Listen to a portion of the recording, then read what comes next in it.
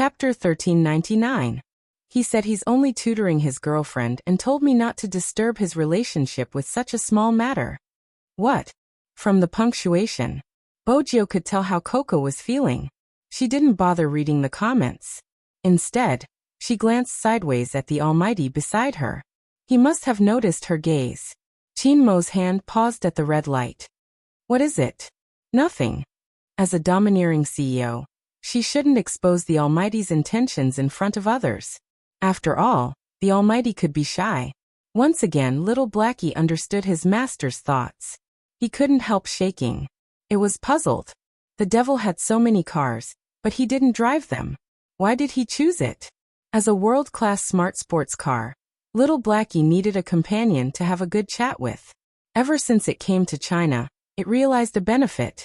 As long as it went online to complain, there would be people who would complain along with it. That was a good point. Little Blackie had already thought it through. Once they reached the destination, it would secretly log on to its own network and share its master's daily life with the netizens. Seriously, don't underestimate its account. A lot of people were already paying attention to the post it posted. Some were even asking if it had a follow-up post. Are you hungry? Chinemo stopped the car. The reason he asked was because she was whistling restlessly again. Bojio smiled. A little, I'll get some. This was a good spot. There was a Burger King next door. Bojio wore a mask. She relied on her long legs and didn't take a detour. Instead, she used the stairs that were half the height of a human to climb over.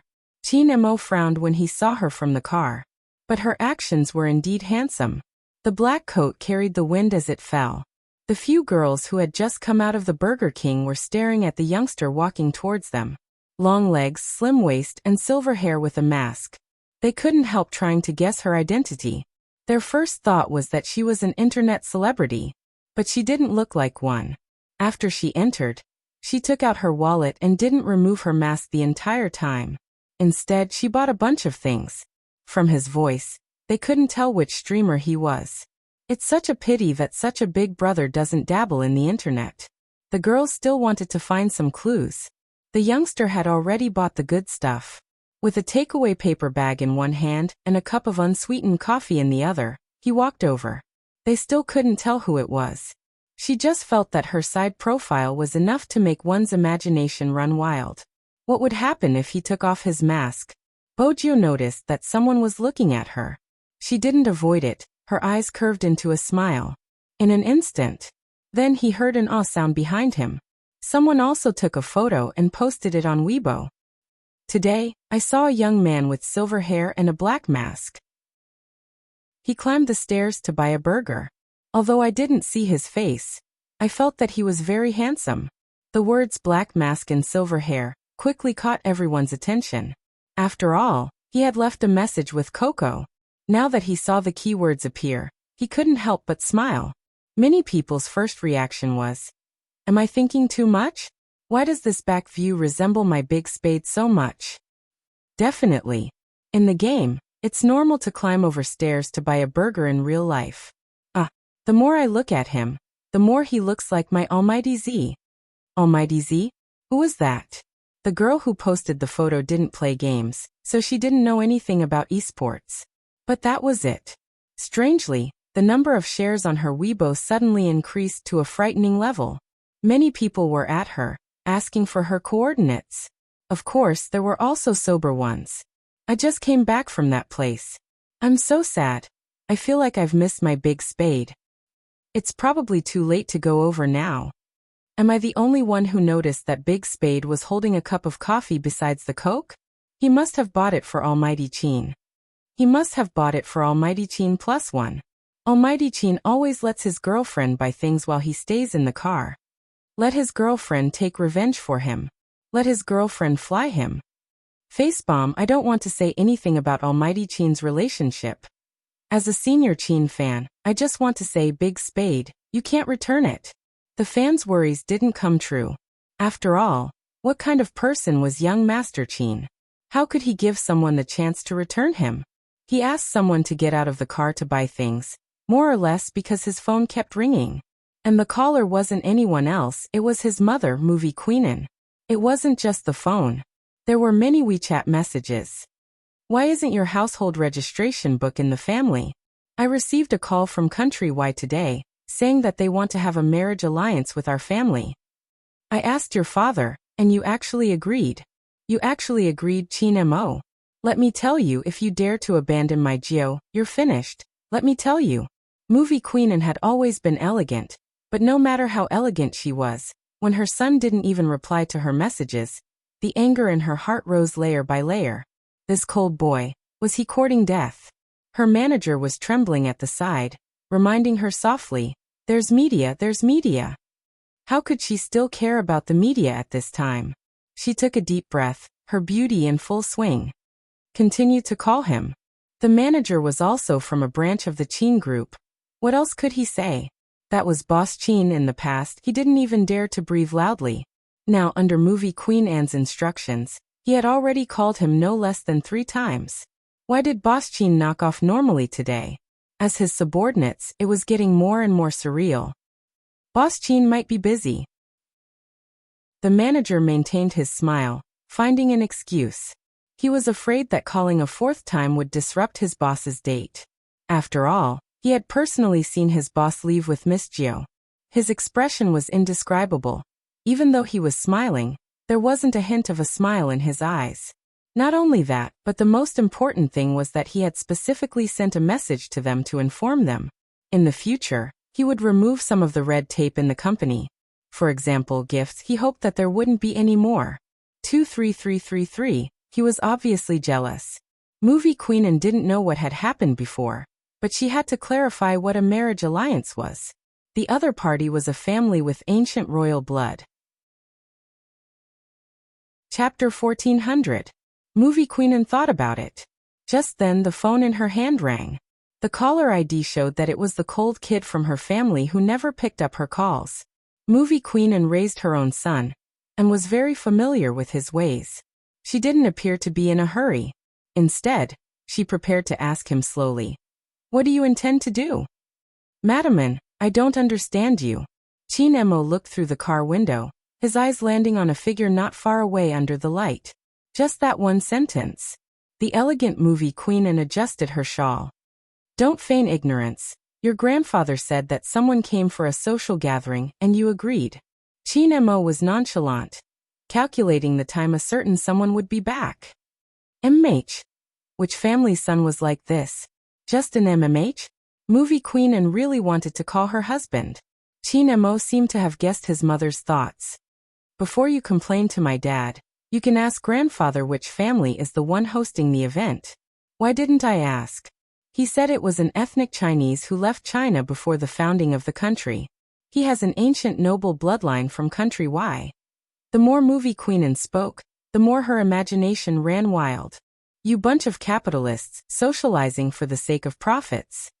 Chin Mo knew that his mother had shifted her resentment towards his father onto him. You didn't investigate carefully. You can ask grandfather, and you will know why I agreed. Movie Queen narrowed her eyes, changing the topic immediately. Why don't we have your household register at home?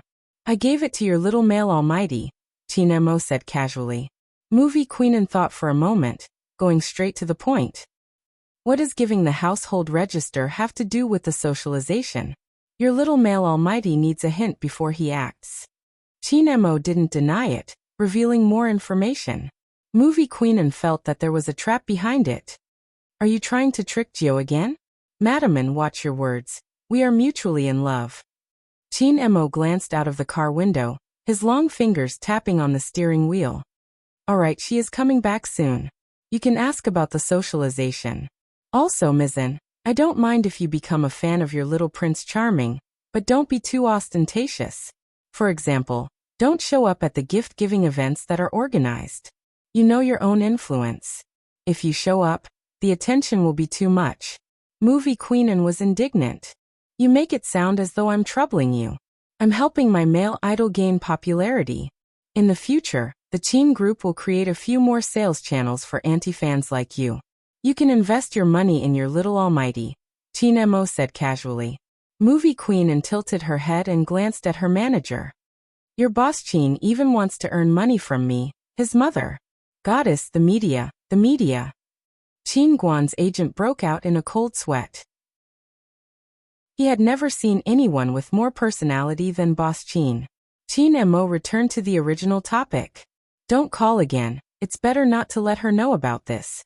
I'm still waiting for her to marry your son. Movie Queenan. The agent didn't know what to say anymore. He just wanted to cover his face. He really didn't expect Boss Qin to be such a person. After Movie Queenan hung up the phone, she was extremely happy.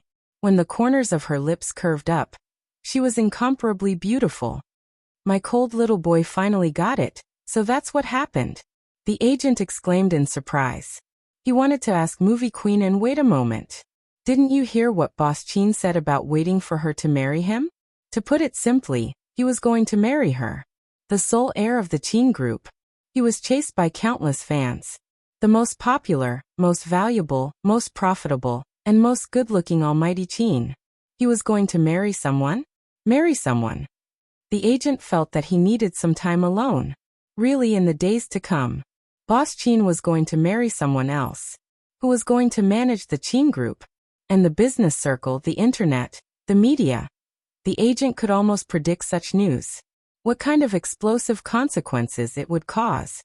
He still wanted to ask Boss Qin how he could say something like, waiting to marry so naturally.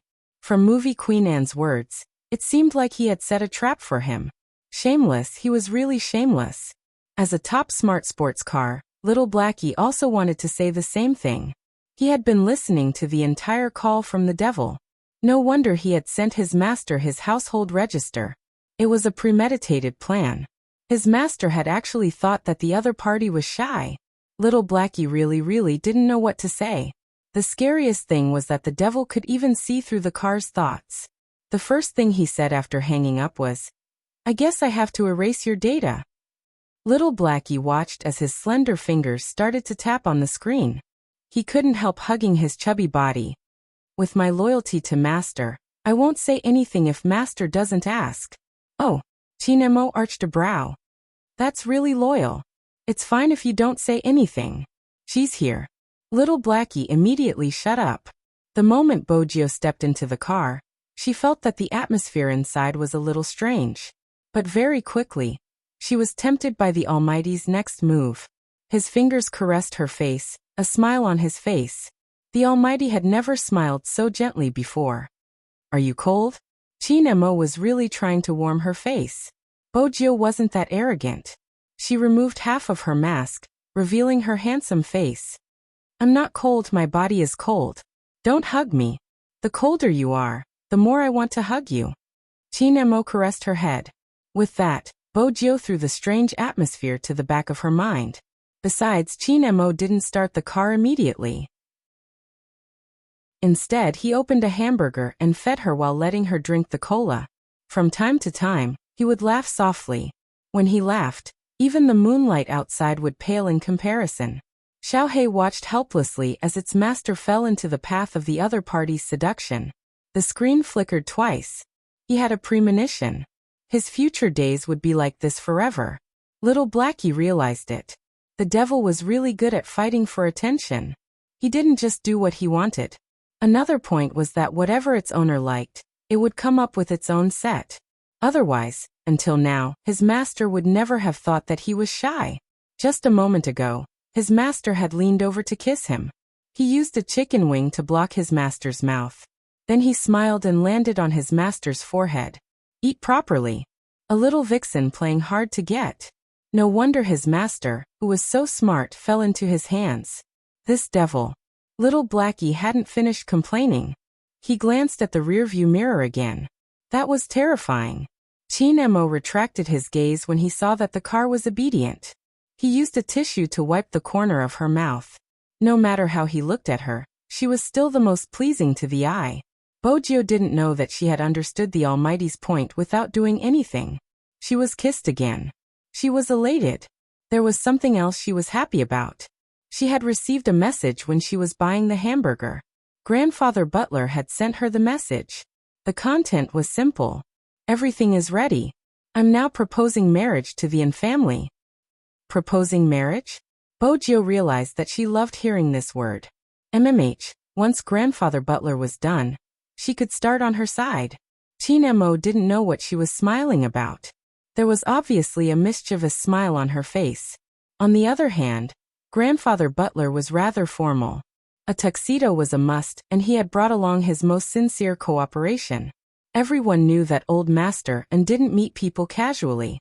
The Yin family was different from the Qin family. All their business was overseas and they had been doing business for a long time.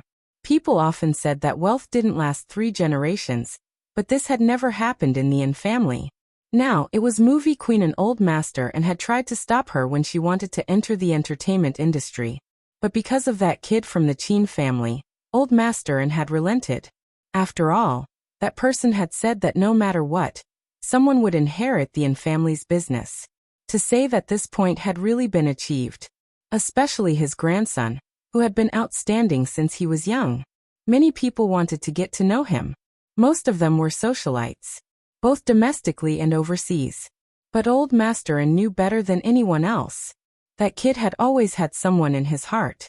It was also because of that person that Old Master and had never asked about his grandson's marriage. Because he knew better than anyone else how long his little grandson had waited outside the door with the amulet when he had moved back from overseas. Honestly speaking, that was the first time he had seen his grandson in such a vulnerable state. His mother had been worried that his grandson didn't want to return. In reality, it wasn't just that he didn't want to return. It was that his little friend had suddenly disappeared. That was also the first time he had heard his grandson ask such an innocent question. At that time, his grandson had been really young. No matter how young he had only reached his waist. He had raised his exquisite little face. "Grandfather, do you think she will come back?" Old Master and had been in the business world for many years. With one look, he could tell that the family next door wouldn't be coming back. Everything had been moved away. It was as though she had never lived here before. The connection had been cut off so suddenly. Something must have happened. Old Master knew it clearly. But he still told his equally rational grandson a small lie. She likes you, so she will definitely come back. But I quarreled with her. The little grandson was like a little prince. He stood under the moonlight, still wearing that little suit. When he pouted, his eyes were a little red. She is so stupid. She doesn't even know how to use the blanket at night. She always likes to climb over the wall. When she plays games, she doesn't care about anything else. She doesn't even know how to roll up her sleeves when she brushes her teeth. At that moment, Old Master finally understood. The child next door. What exactly did she mean to his grandson? That grandson of his was very cold to everyone. He had never liked to talk since he was young. But he had said so much in one go. With every sentence he said, the emotions in his eyes deepened. Old Master couldn't bear to do that. But the Bo family had a special identity and many things couldn't be controlled. Originally, at the start, he had thought that the child would forget after a month. But looking at his grandson who wasn't even willing to eat, Old Master had been really anxious. It was impossible to contact the Bo family. Hence, he had brought his grandson back to the country. He wanted to leave that place with memories. It would definitely be better for his grandson. But still there was nothing.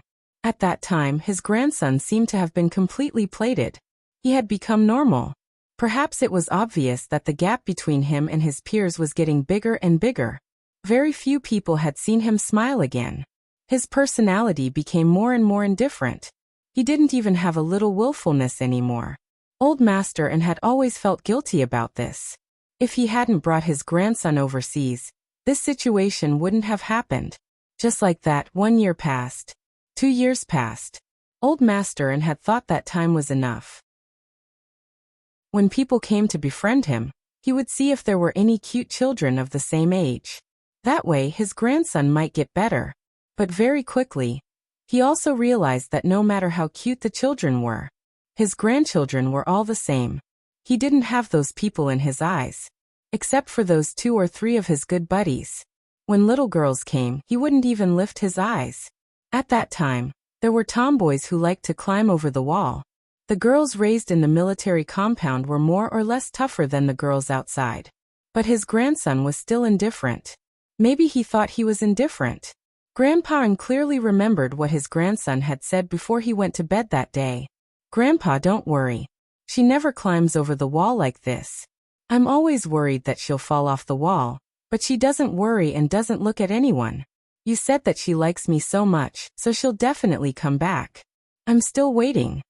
Old Master An had never thought that a boy who wasn't even 10 years old would say such a thing. He didn't sleep for the entire night.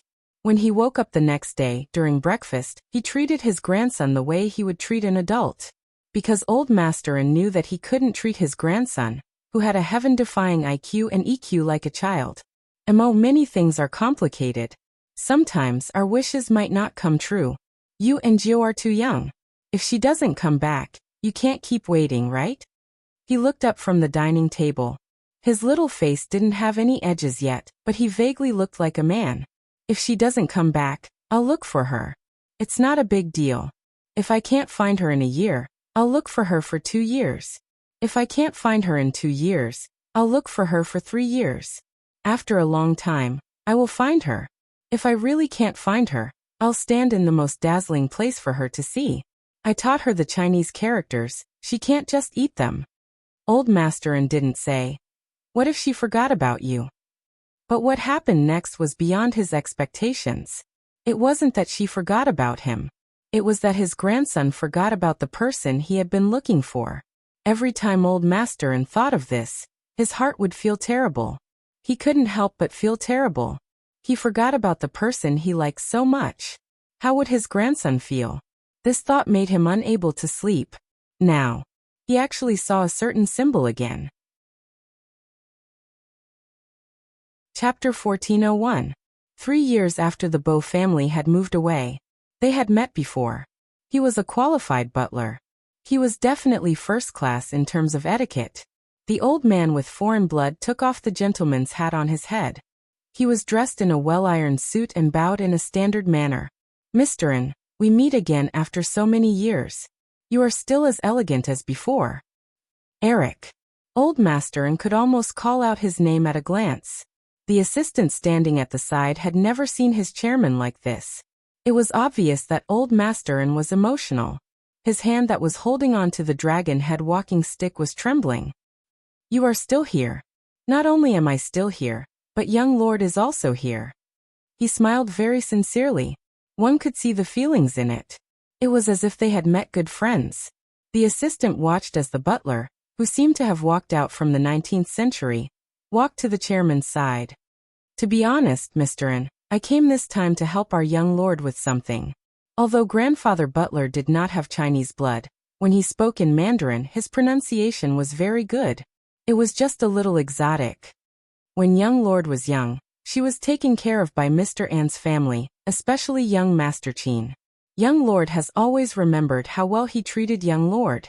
Although I haven't seen it with my own eyes, ever since young Lord moved away, almost all the topics were about young Master Chin. Now that they have grown up and are together again, I wonder if Mr. An's words from back then still count. The two families are on good terms. You are the one who wants to propose. Previously, Old Master An had only received a visit letter. He didn't know who the person was. He had wanted to ignore it. But when he thought about it, how could such a thing happen? Which family would mention the An family when proposing? They had mentioned his grandson. This was something that only a bear's heart and leopard's gall would do. But what Old Master An didn't expect was that his grandson had actually agreed to it after hearing about it. Agreed? This wasn't like him at all. In the past, he had always been indifferent when someone brought up this matter. Not to mention agreeing. As smart as Old Master An was, he immediately thought of something. His grandson knew the person who had written the visit letter. Otherwise, when he had received his grandson's call and asked him to come over to explain this matter, there wouldn't have been a smile in his voice. He still remembered his grandson's reaction when he heard the news. Really? He came to propose. Then he kept laughing. He kept laughing. It was so funny that even he, the grandfather, found it interesting. "Hey kid, are you feeling so good?" At that time his business partner was standing next to him and looking at him. Grandpa An's face was both helpless and happy. It had been a long time since he had seen his grandson like this. Just like a little kid. Yes, it's very beautiful. Grandfather, please agree for me. I'll be back soon. It was in the afternoon. It was already night time. The person who proposed marriage had arrived and revealed his true colors. However, old Master could never have imagined that it would be an old acquaintance. At this moment, he immediately understood. No wonder his grandson was so happy. When he picked up the call, he could clearly hear the faint smile on the other end of the line. So it was her. In that case, Grandpa seemed to have thought of something, and his eyes suddenly reddened. My grandson's memory has returned, right? Along with his childhood memories. Grandpa had always been a person who could control his emotions, but at this moment, he seemed to be completely unable to control himself. It was an indescribable feeling. His throat was blocked, and he couldn't say a word. Grandpa could only use a light cough to relieve himself. It's really great. Yes, it's great. Perhaps only those who knew what the two children had experienced would sigh like this. The old butler smiled. Our young master values young Master Chin too much. This time, she insisted on following young Master Chin when he went to carry out his mission. After bringing young Master Chin back with injuries, she even hid him at home. You know, she has always treated young Master Chin like a treasure. I don't know what kind of agreement she made with them, but she just wants to keep young Master Chin. When Grandpa heard this, a myriad of thoughts ran through his mind. So it was that child who brought him back. His grandson's mission had always been confidential. Even his powerful and influential grandfather didn't know about it. But the higher the level, the more dangerous it was. He also had business friends in the Golden Triangle who told him roughly what had happened. Grandpa couldn't sleep for many days. He was afraid that his grandson had been among the flames that had exploded in the river back then. Later, when he couldn't contact his grandson no matter what, there was news from that side. It said that Er's emotions were very unstable. With the hypnosis activated, there was a high chance that he would become an internationally wanted criminal. He was as smart as he was dangerous. When Grandpa heard the news, his heart was filled with bitterness. He was such an outstanding grandson. How could he fall to such a state? Was there no one who could trust him? At that time, Grandpa went to the Chin family. Only then did he realize that it wasn't that he didn't trust him, but that there was already a substantial danger, other than his biological parents, who dared to stay by his side. On the other hand, the soldiers he had brought out were clamoring to see their boss. But it was to no avail. Someone who could find him, protect him, and still choose to stay by his side at such a time. He heard that it was the Fu family. How did it become? Grandpa frowned. Then the Fu family is, regarding this point. The old butler had already thought of an excuse before he came. After Master passed away, some organizations have been trying to destroy the balance in the hacker world, or use hackers to do something. If young Lord disguised herself as a high school student, it would be easier for her to hide. She also knows that young Master Chin is in this city, so she came here. Grandpa had seen the photos of the youngster on the internet. The more he looked at them, the closer he felt. Now that he thought about it, it was no wonder that he felt so close. Since that's the case, I have no reason to disagree. Grandpa chuckled. But Eric, you are wrong again. Here, the word marriage proposal is used by the man to the woman, not by the woman to the man. At this moment, the two of them had already sat down. The assistant handed them tea. The old butler took it elegantly and took a sip before saying, Mr. I am not wrong. This was all mentioned by young Lord. She said that she used all her pocket money to buy her little Princess Chin. Grandpa also agreed at that time. She can't go back on her words now. Grandpa paused. He didn't expect that after so many years, he would hear this sentence again. This made his mind immediately recall the scene when they had just arrived overseas. Words for the readers. Chapter 1402. Los Angeles, located in southwestern California, was the second largest city in the United States, often referred to as the City of Angels. The city was located in the Mediterranean climate zone, with a mild climate. Generally speaking, it was dry all year round with little rain, only slightly more rain in winter. The sun was bright all year round, and there was very little chance that the temperature would be below freezing point, so the chance of seeing snow was very rare. But on this day, it actually snowed in the city. The snow at night was especially beautiful, wrapping the trees in silver makeup. Especially the pumpkin car lights in the fence. The old European-style buildings with warm lights and Christmas trees everywhere. There were also some people in fur coats hurrying by. They rarely had black hair, but they all had different colors of hair, white skin and high noses. They looked like the magicians described in Harry Potter.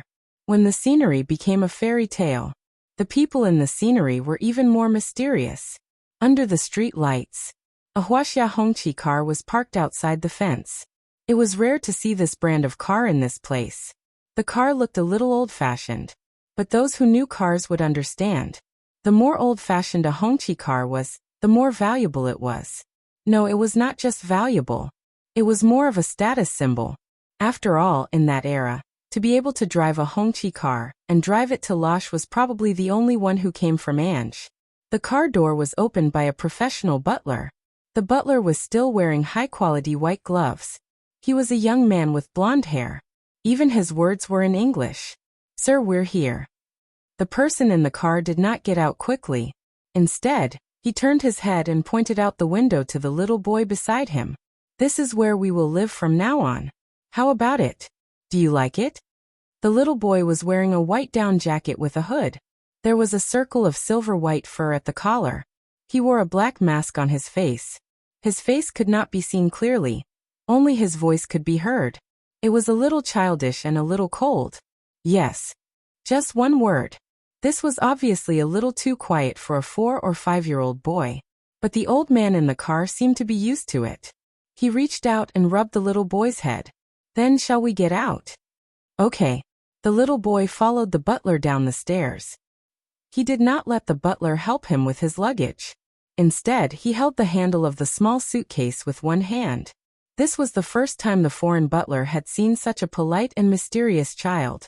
He looked down and said, "Wow, this box is really cute." The little boy followed his gaze and looked over as well. The little panda's suitcase. It didn't match his overall temperament.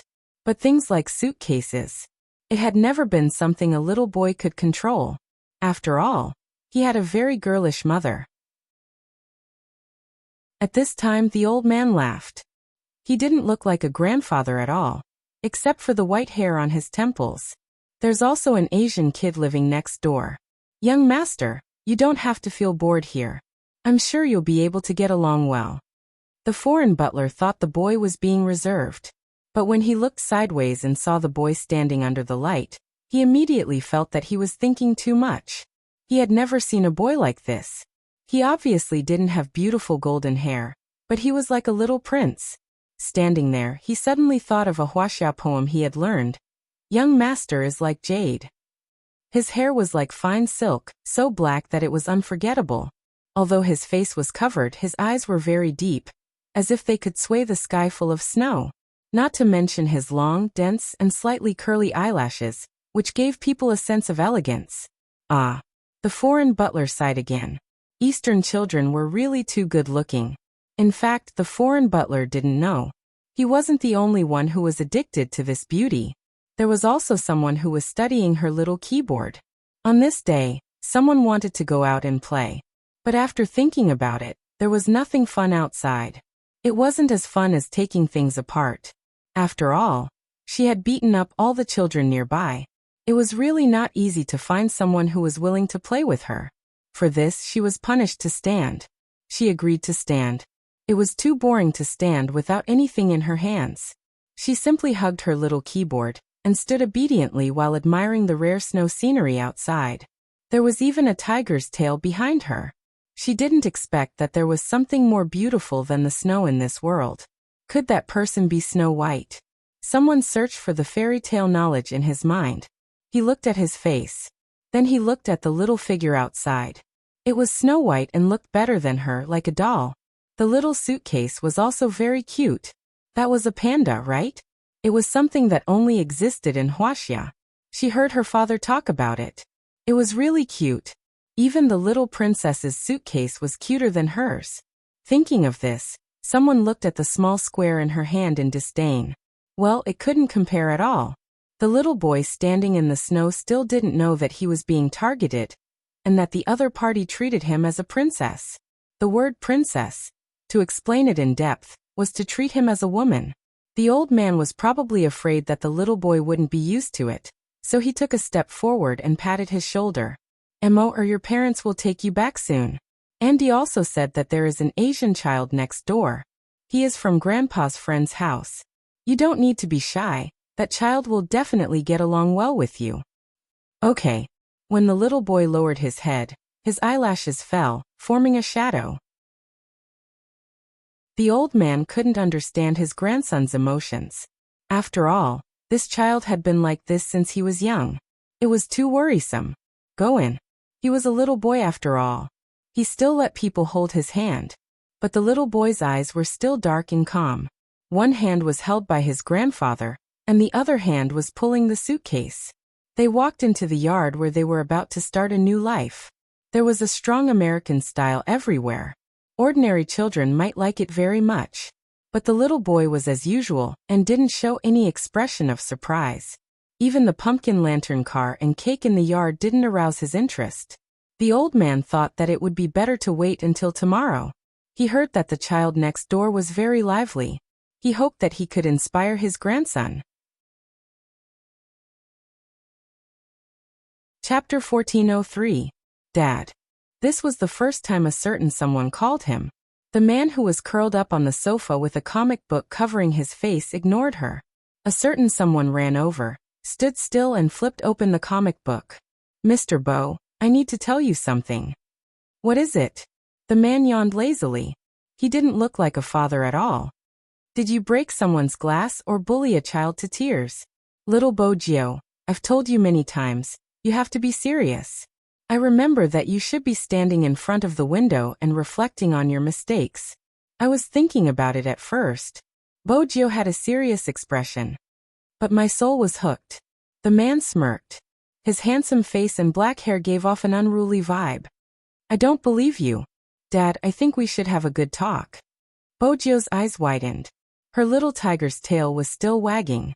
The man held his chin nonchalantly. Thank God, you finally have the awareness to have a good talk with me. What do you want to talk about? Talk about the children you beat up ever since you moved here. They are older than me, 3 years older. They aren't children, I'm the child. Bojio caressed her cat ears. It's a little embarrassing to talk about it. The man leaned back, his long and slender legs crossed. Embarrassed? You. Baby, you don't have this word. Tell me, what do you want? Bojio thought for a moment. She ran to the side, and then ran back with a piggy bank in her hands. I want to buy something. You have to tell me about such a small matter. The man stood up, his fingers touching his daughter's piggy bank. Lord Gio, there seems to be the black card I gave you in there. When did his daughter become so generous? Bojio's little face was serious.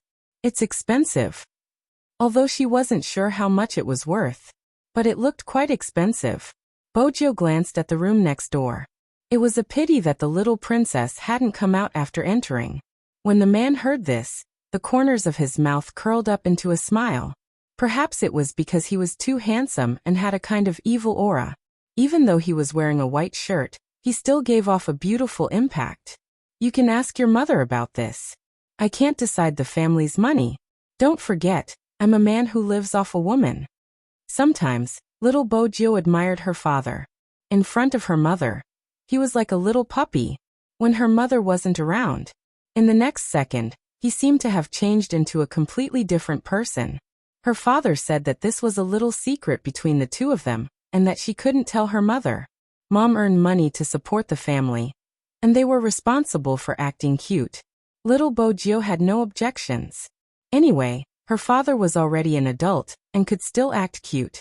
She was a 5-year-old child, so it was not a big deal for her to wear tiger pajamas. When is Mom coming back today? When Bojio asked, she poked her face. It was a little itchy. Her father had never been good at taking care of children. When he heard his daughter's question, his handsome face was filled with resentment. 11 p.m. Let's cook ourselves. Come, Lord Gio, let's play a game. Whoever loses will have to cook instant noodles. How about that? I'm not guessing. Bojio hugged her wallet. I'm still addicted to beauty and can't extricate myself. I'm not in the mood to cook noodles. Chapter 1404. Little Bojio ignored her father. She wasn't in the mood to eat, especially when she heard that her mother wasn't coming back. In the end, the man stood up and stood in front of the floor-to-ceiling window. He glanced at the building outside and saw that the lights were on. He smiled. Lord Gio, dinner is settled. Your noodles taste terrible. I don't want to eat it. Bojio wasn't interested. The man stretched out his long legs and blocked his daughter's path. I'm not cooking. Bring the fruit platter on the table. We'll be guests next door and freeload. Next door? Bojio's eyes lit up when she heard this word. She quickly placed the fruits into the box. It wasn't right to give a fruit platter as a display gift. Even though her father was still smiling and emphasizing, "That's a friend of mine who came from China despite the age gap." Bojio was still angry. That was the little princess's house. How could she just freeload? Why are you walking by yourself? The man had quit smoking ever since he had his daughter. He was wearing a mask and a black down jacket. He was so young and handsome that people would think he was a big brother. Come over and carry me? Bojio held the piggy bank in one hand and the fruit platter in the other. She looked him up and down and said seriously, I want to walk by myself. I want to give the new neighbor a good impression of being sensible and obedient. Our Lord Gio has really grown up. The man smiled again and put his hand back into his pocket. He strolled behind the little tiger, giving off an indifferent feeling. The tall and short pair seemed to have walked out of a British comic. They didn't seem like people from real life. He could faintly hear the conversation between the two of them. When your mom comes back, don't tell her that we're freeloading next door. Why? Mom will be happy if she knows that someone from the same hometown is here. Why? I can't even cook instant noodles. Don't I care about my reputation? MH. Mr. Bo, it's embarrassing enough that you're living off a woman. You think I won't beat you up just because you're young and a girl? Yes. Bojio wagged her little tiger tail. Mr. Bo looked at the mop and raised one hand. His voice was lazy and his side profile was very handsome in the snow. TSK little girl, your skin is a little thick. It's hereditary. Bojio turned with a serious expression. I inherited it from you. Mr. Bo didn't think much of it. That's why you're doing so well. All right, I'm going to press the doorbell. Please remember your persona. A conversation between father and daughter. He didn't expect to be overheard. The one who heard the conversation was the little boy who had brought the sled in from the side door. It was too cold outside, but he didn't wear a jacket. It was probably just a casual action. The little boy didn't like to eavesdrop. Rather than saying that he didn't like it, it would be more accurate to say that he didn't care what others said. Even so, he paused for a moment as he picked up the sled. After all, the conversation between the father and daughter was different from ordinary people. The little boy had never interacted with a father and daughter like this before, so he couldn't help but raise his eyes and glance at them. But it was only a matter of a glance. Very quickly he closed the door. He looked at his grandfather, who wasn't far away, instructing the butler to prepare for tonight's dinner. He asked him how well he wanted the steak. The little boy was thinking about whether he should tell his grandfather that there were two people standing outside. In the next second, the doorbell rang. The doorbell rang. It was still snowing outside. Old Master and was still wondering who would come at this time. The butler had already walked over. Sir, do you want to open the door? Old Master nodded. The butler walked over and pulled open the silver door handle with his slender fingers. Big snowflakes poured in along with the whistling north wind. An adult and a child appeared outside the door just like that. It was probably because the pajamas the little one was wearing were too eye-catching. Old Master saw a little tiger at first glance. Her pure black eyes were filled with intelligence as she looked inside. Her ears drooped down like a curly-eared cat. She was cute and handsome. Not to mention the slender man standing behind her. There was a faint smile on his lips. Against the moonlight, he didn't look old at all. He was as bright as the stars but with a hint of evil. Mr. Andre, long time no see. Old Master An's eyes lit up. Brother Bo, come in, come in. Little Bo Jio's eyes started to turn as she listened to the adults' greetings. Where was her little princess? Why didn't she see him? Just as she was thinking about this, Old Master An spoke. Old Master An said, Mo, come over and take a look at your little friend. Mo? This was the second mistake. The smart little Bo Jio thought that little princesses were usually very shy, so they were given a name like Mo. Hence, she was even more certain that the person she saw outside the window was a girl. Little Bo Jio was so confident that she confirmed the gender of her little princess. It wasn't a fantasy at all. When she saw the figure walking towards her again, she was even more confident. The other party was wearing small panda slippers, but his pants were tight, sticking to his slender and straight calves. It was very pleasing to the eye. Moreover, he had taken off his jacket. The bright red sweater inside was like the maple leaves she had seen before. However, his skin was like the white snow that had just fallen outside.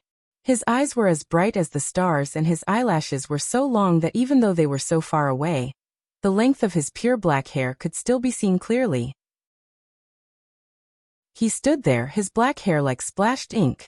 The noble aura that came along with it reappeared in Bo Jio's eyes. The north wind blew again, responding to the bonfire inside the house and the Christmas tree outside the house. Snowflakes floated over, and one of them landed on the boy's shoulder. He tilted his head and blew it gently before looking over politely. She didn't know why, but little Bo Jio felt that his gaze was too cold. However, this coldness didn't dampen little Bo Jio's enthusiasm. The fairy tale book said that there were many types of princesses. The one she met today definitely looked cold, but in reality, she was easily shy. She had to control herself later. She couldn't be too frivolous. She couldn't beat William like she did previously. She had to be patient with the little princess and speak in a gentle voice. Since she had brought her piggy bank back, she felt more confident. Anyway, she didn't want to scare him away. She had never felt that there was anyone who looked so good. The one in front of her. She wanted to bring him home as a pet. However, her dad had once said that if she saw something she liked, she had to buy it home. She couldn't take it for free. It was the same on the internet. Hence, little Bo Jio's first reaction when she saw the little princess was to hug her piggy bank. Chapter 1405. Ever since just now, this little customer had been staring at him. Chin Mo glanced down from the stare, and met with a pair of distinct black and white eyes. What made him pause slightly was that those eyes seemed to only have him in them. Under the light, he saw himself in her eyes. Her eyes were quite big. This was Chin Mo's only thought. She didn't look like someone who had spoken so much just now. It seemed like she was pretending to be obedient now. He had never seen anyone pretending to be obedient like this. She looked at him unscrupulously. Chin Mo wanted to take a step forward. The child first greeted his grandfather. "Hello, Grandpa." Then she ran in front of him and pushed the piggy bank in her hands forward. Her tiger tail was still wagging. "Momo, how much are you per kilo?" "I'll buy you." "Buy him? How much was he per kilo?"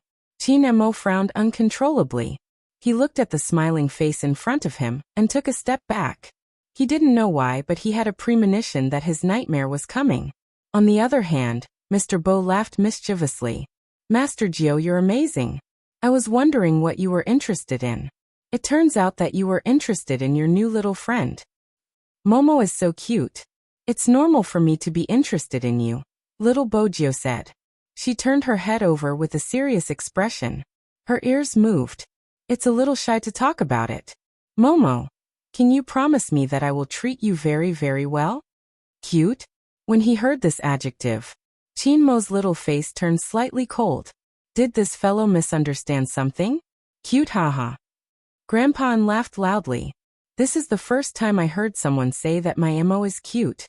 Little Bo Jio widened her clear eyes. Didn't anyone say that in the past? That's strange.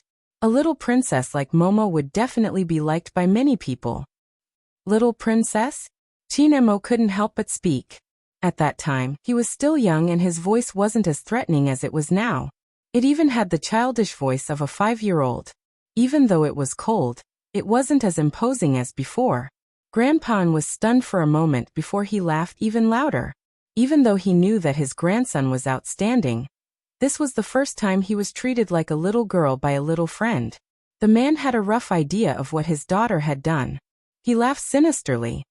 It seems like our master Gio really likes Mo very. After little Bo Gio said this word, to show her seriousness, she looked straight at Qin Mo's face. Words for the readers. New book introduction. 3 years ago, the Supreme Alliance disintegrated. The gaming genius, Mo Bei, went into hiding. 3 years later, she disguised herself as a man and returned with her name hidden. She went from being spurned to ascending the altar again, causing the whole nation to be excited. He was handsome and had countless fans. Everyone in the esports circle knew him. When she first joined the team, he told her, "Behave yourself and don't have any improper thoughts." After her identity was exposed, he looked up from the table and stood up slowly. "Do you want to abandon me after getting married in the game?" MH. The voice beside her ears made her feel guilty. "What else do you think I should do?" Chapter 1406. Qin Mo told himself not to be calculative with someone younger than him. He took a deep breath, lifted his legs, and was about to walk to the dining table. Who knew that the person with the big eyes would suddenly pounce on him? Before Qin Mo could react, he was pushed to the ground by her. Her little tiger claws could be seen. She scratched her head in embarrassment. "I'm sorry, Momo. I didn't expect you to be so weak. I'll control my strength next time and won't be so fierce." "Who told you about controlling your strength and being weak?" "Him." This time, Qin Mo didn't even want to breathe. But this person was like a little heater, making him want to pull her collar and throw her out. But she was too young. Her eyes were so big that it was annoying. "Get up." His tone was cold. Bojio tilted her head, her tiger tail wagging. "Okay." She was very obedient. This made Old Masterin laugh even more heartily. But he couldn't be too enthusiastic. His grandson couldn't stand it. Old Masterin pulled the little tiger to the side. "Come, Gio, sit down and eat something." With the beauty in front of her, Bojio had forgotten that she and her father were here for a free meal. But after Old Master An's words, she remembered the purpose of their visit. She wagged her tiger tail and sat down with Old Masterin. Her father had once said that Chinese people got to know each other at the dining table. After the meal, Momo wouldn't be as shy as she was now. Qin Mo saw her round eyes staring at him. He tidied his clothes and sat down in front of the dining table according to basic etiquette. He thought that after the meal, he wouldn't have to see this little tiger that affected his emotions. But the moment he sat down, the little tiger used her 2 small hands to move the chair towards him. Then she sat back down. "Let's be closer. We can have a private conversation." Qin Mo's side profile was cold. He was naturally arrogant, like a little prince. He didn't want to speak. Bojio tilted her head. "Momo, did I tell you that you're very pretty? You're the first. Every word you say makes me want to throw you out." Bojio's eyes lit up. "I have good taste." Qin Mo smirked. He had changed his mind. This little tiger really needed a beating. "Yes, you have good taste." Qin Mo couldn't even tell if it was a man or a woman. He held the knife in his hand, and when he cut the steak he used his strength subtly. On the surface, he looked noble and polite. Bojio didn't realize what she was thinking, and continued to drink the water happily. Mr. Bo, who saw everything, only felt that it was interesting. He didn't intend to expose her. Instead, he picked up the wine glass in his hand and shook it twice. His movements were casual and elegant, making him look like a character that only appeared in movies. He had only taken 1 bite of the steak. Then the phone beside him rang. It was a nursery rhyme. Every time this nursery rhyme was heard, Mr. Bo would be busy. This time was no exception. But he wasn't in a hurry. After taking a look, he smiled and said to Old Masterin, "Misterin, I have something urgent to attend to. I might need to trouble you to take care of my Lord Gio." Old Masterin smiled faintly. "Don't mention it. Go and do what you need to do. Gio can get to know Mo better here." "Thank you." The man stood up and wore his trench coat. He freed one hand and caressed Bojio's head. His back view as he walked out was completely different from when he came. At this moment, He seemed to be able to blend perfectly into the night. Even his eyes had turned from lazy to cold like the wind. Not to mention the evil aura that surged out when he lowered his eyes. Bojo watched him leave, and then retracted her gaze. Unexpectedly, she was a little listless. This wasn't within Qin Mo's expectations. He realized that he didn't like the way the little tiger drooped her ears. Old Masterin noticed it too. He smiled and said, "Joe, don't be restrained. After dinner, Mo will bring you upstairs to play." "Can I?" The little tiger perked up again. A pair of bright eyes turned to look at Qin Mo. Qin Mo paused and replied faintly, "MMH." He was troubled because if he didn't agree, the little tiger would cry in front of him. Forget it. If that was the case, he might as well agree. "Momo, you're such a good person." Bojo reached out and wanted to hug him. Qin Mo frowned. His little face was cold. "You better keep your tiger claws. Don't force me to change my mind." Bojo looked at her hand and then at the little princess sitting beside her. She suddenly understood. "Momo, I know that in China, men and women shouldn't touch each other and can't be too passionate. But don't worry, I'm a girl too. Hee, you're a girl and I'm not. There's no need to add." Qin Mo couldn't be bothered to talk to the little tiger anymore. He just wanted to finish his steak and go upstairs to read. At this point, the little tiger sitting beside him seemed to know her place.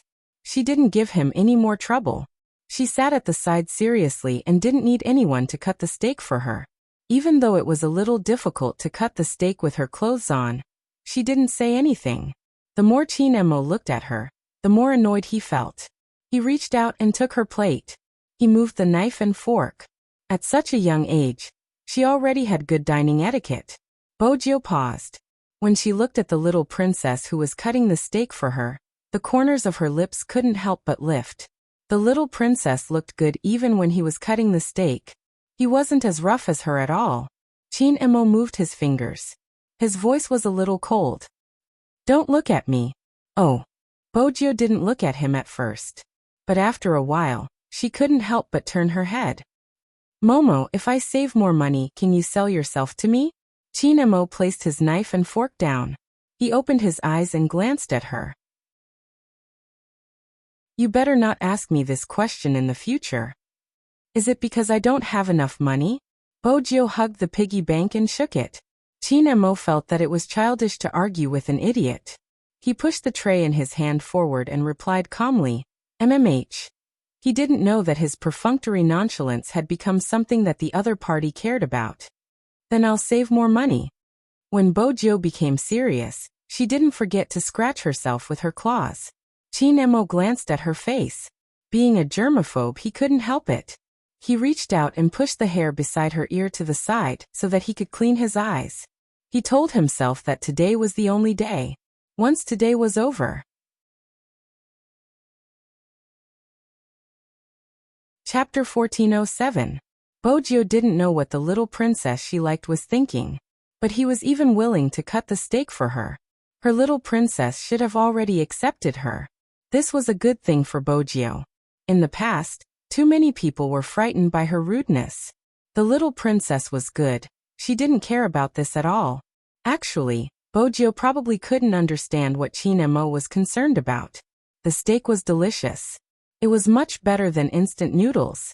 Bojo wore a small scarf as she ate. She had a carefree elegance that other children didn't have.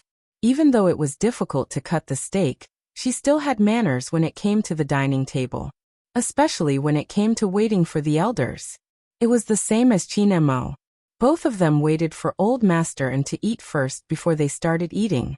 When they put down the knife and fork, the elders would put it down first. Because of this, Grandpa liked the little tiger in front of him very much. Moreover, the way she ate, her cheeks were puffed up, giving him a sense of accomplishment when he fed her. She was a completely different type from his grandson. Qin Mo watched from the side as the person ate until her stomach was full. He calmly drank a mouthful of water. She was indeed here to freeload. This trip wasn't in vain. Bojo didn't know that the little princess had heard the conversation between her and her father. When she saw that he was full, she put down her knife and fork, hugged her little piggy bank and followed. The tiger's tail was still wagging. Old Master watched this scene and felt gratified. His daughter was in the career stage and his son-in-law was in the military. It was indeed beneficial for his grandson to follow him out. But at the same time, he was always worried that his childhood would be incomplete. Now, it seemed like there was a little tiger accompanying him in a foreign country. Perhaps it would more or less ease his mind, even though his grandson had a look of resistance on his face. But resisting was better than not saying anything at all. But that little tiger was interesting. Why did she treat his grandson as a girl? Old Master laughed again. He was probably too happy.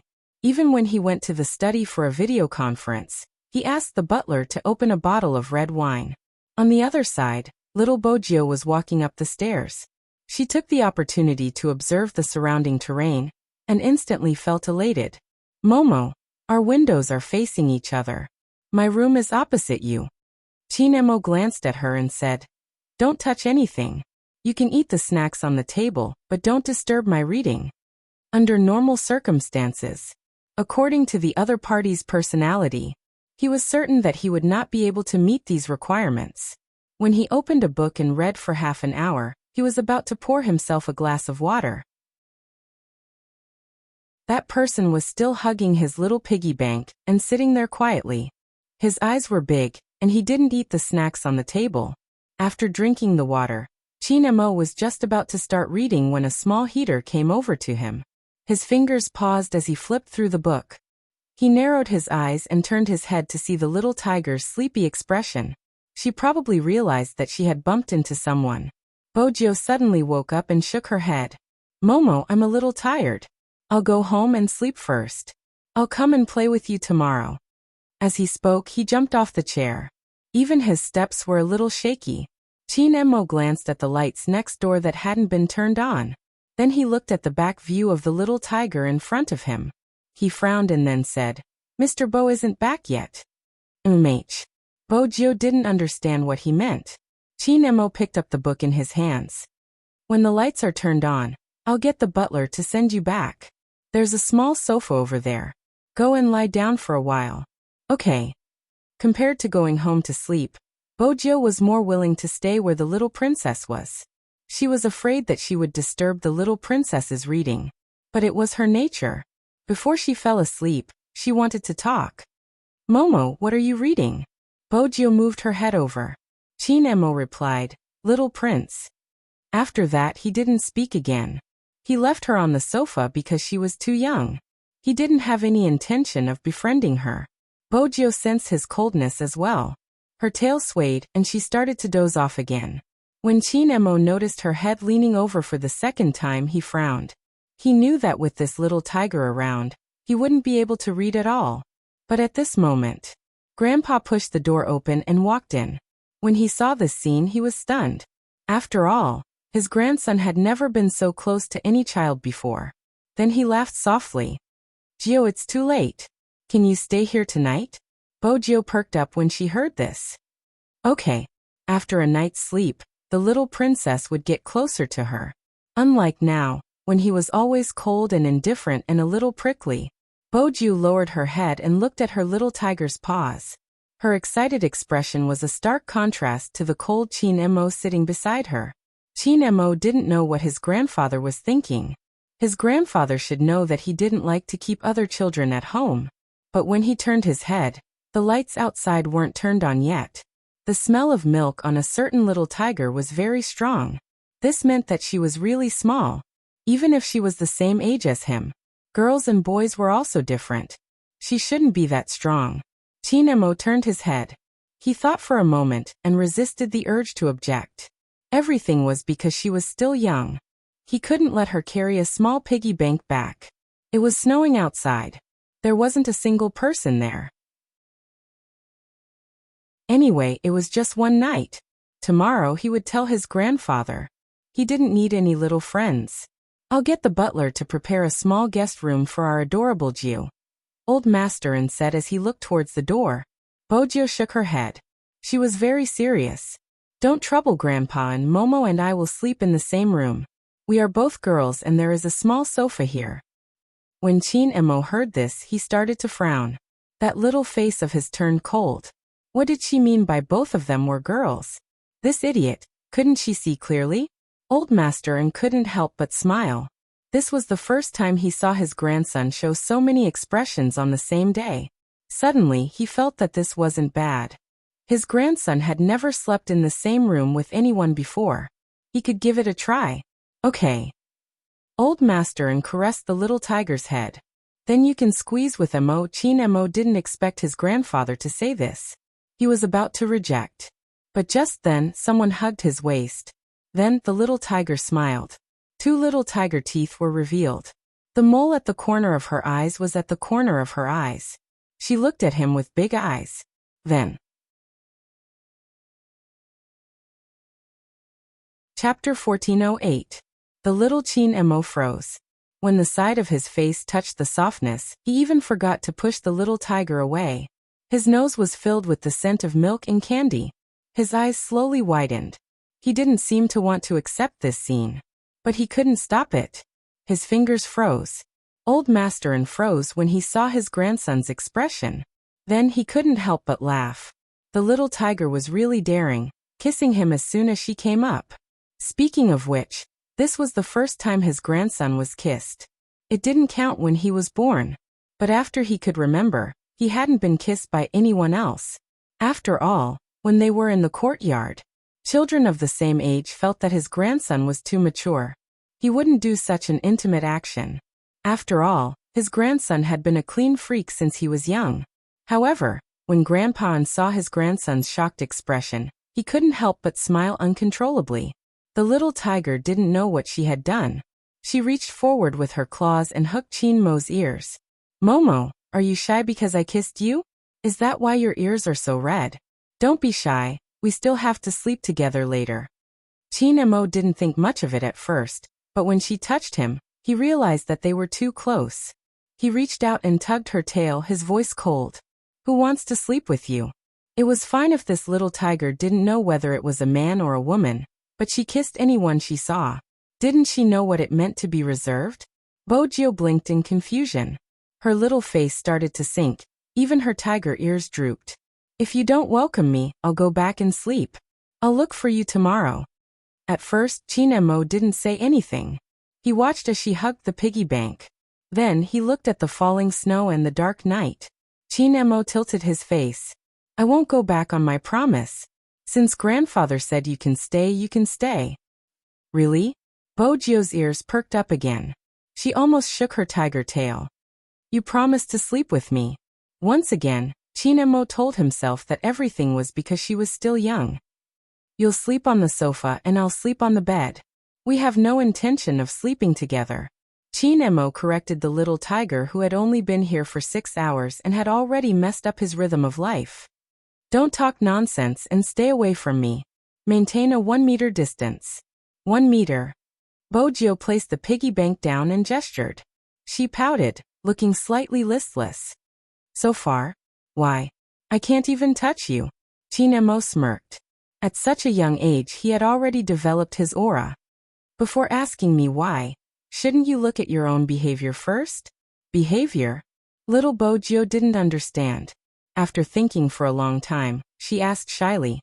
Is it because I'm too strong? Mo didn't want to speak. What did this have to do with strength? I know. The fairy tales say that princesses are all made of water. When I hug you in the future, I'll use less strength. After all, you're so small and weak. Who knows, I might hurt you. Little Bojio was rather serious when she said this. She even reflected on her actions in annoyance. She didn't know that at this moment, Mo only had one thought in his mind. He wanted to pick her up and throw her out of the window. Princesses are all made of water.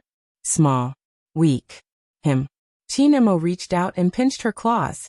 He inhaled deeply. You better shut up now. Bojio heard this and replied happily, okay. Because of the word good, Mo couldn't even finish his sentence. The mixed-blood handsome face with the aura of an angel turned even darker. He was still cold and dignified, but there was anger. Old Masterin, who had been observing the interaction between the two little people, was really amused.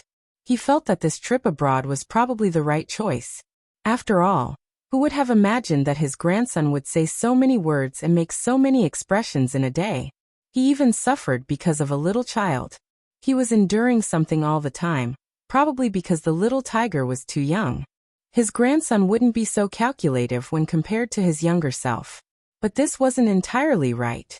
After all, when he was over there were people younger than him. They had seen him like this before. Perhaps it was because the little tiger in front of him hugged him too passionately. Even though he was watching from the side, he felt that he couldn't push away that kind of hug. It seemed like his grandson had met a little devil. Fortunately, the little devil was very obedient. She hugged her little piggy bank and followed behind his grandson. She didn't say anything when he told her not to. She even passed a glass of water to his grandson. She used her actions to express that she would take good care of him. Don't ask old master and why he felt this way. It was because this was the expression the little tiger gave people. Why was it so cute? He really wanted to reach out and rub it. Especially the way she looked at his grandson with her big eyes. If he was his grandson, he would have rubbed it long ago. His grandson was good. He really made the little tiger stay away from him. Then, she turned to look at him. Old master and couldn't help but laugh. He knew that his grandson was saying, "Grandfather, when are you going to watch the show?" He held the dragon head walking stick and shook it. "Grandfather has something to do. If you want to eat supper, let the butler cook for you. There is warm milk outside and a lot of snacks." Okay. After all, he hadn't grown up yet. He still had an obedient side. The little Chinemo took a step forward and said to Old Masterin, "Grandfather, good night." Old Masterin wanted to continue watching, but considering his grandson's intelligence, he decided to let the two little people develop freely. But looking at his grandson, he seemed to only want to tolerate the little tiger for one night. Bojo followed Chinemo to bid good night to Old Masterin. Unlike the other girls who were soft and cute, she was a little fierce. "Momo, I didn't do it on purpose. Actually, it's good that you're short. It's okay for a girl to be short since you're so cute and pretty. But if you really want to grow taller, you can drink more milk. I'll give my cup to you as well." Grandpa nodded. "Momo, you're so cute and pretty. But if you really want to grow taller, you can drink more milk. I'll give my cup to you. It's fine." Chinemo didn't control his strength again, snapping his favorite mimosa plant. Boju lowered her head and looked at her toes, not knowing what to do. Chinemo inhaled deeply. After taking the glass of milk, he instantly felt a headache. Why did he have to worry about the little tiger when he was treated as a girl? If he was too cold, the little tiger would feel hurt. It was probably because her face was too deceiving. With this thought, Chinemo finished the milk and reached out to pinch her face. He didn't use much strength because the feeling was out of his expectations. It was tender and smooth like egg pudding. It was too soft and he couldn't bear to touch it. Chinemo tilted his head and retracted his hand. Forget it. It wasn't enough for one night anyway. Bojo watched as her little princess walked into the bathroom. Before leaving, the little princess touched her face. It must be because she was too likable. Even the little princess couldn't help but feel itchy. With this thought, little Bojo started to plan seriously how to make the little princess like her more. After all, it was too difficult to bring her home. The little princess was too troublesome. And she was easily shy. Bojo tilted her eyes. Her dad had never told her what to do if the other party was too shy. Chinemo, who was about to wash up, didn't know what the little tiger was thinking. After closing the door, he looked at himself in the mirror. His hands seemed to still feel the touch just now. Also, what was with the milk smell all over his body? It must be because she carried him out. Chinemo squeezed out the toothpaste. His cold little face had a different expression again. The little tiger was a little bored waiting outside. In addition, she suddenly thought of a good way to quickly improve her relationship with the little princess.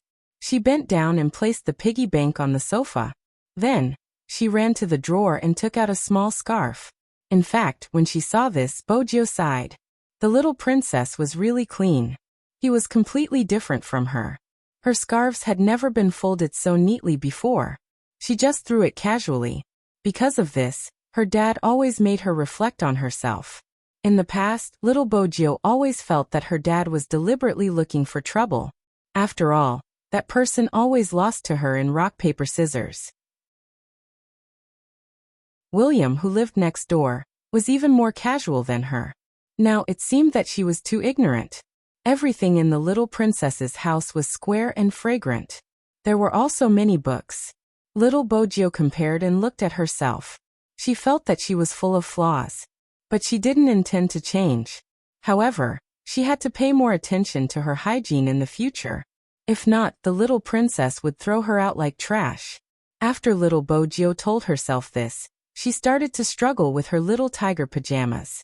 This set of pajamas was originally bought by her dad. He was in charge of acting cute for her mom. The claws, ears, and tail all needed help when she put on the pajamas. It took a lot of effort to take it off. A normal 5-year-old wouldn't be able to take it off. But we must believe that our little tiger Lord Gio is different. If she couldn't do it manually, she would use the rolling technique. She gritted her teeth and pulled, nimbly and handsomely escaping.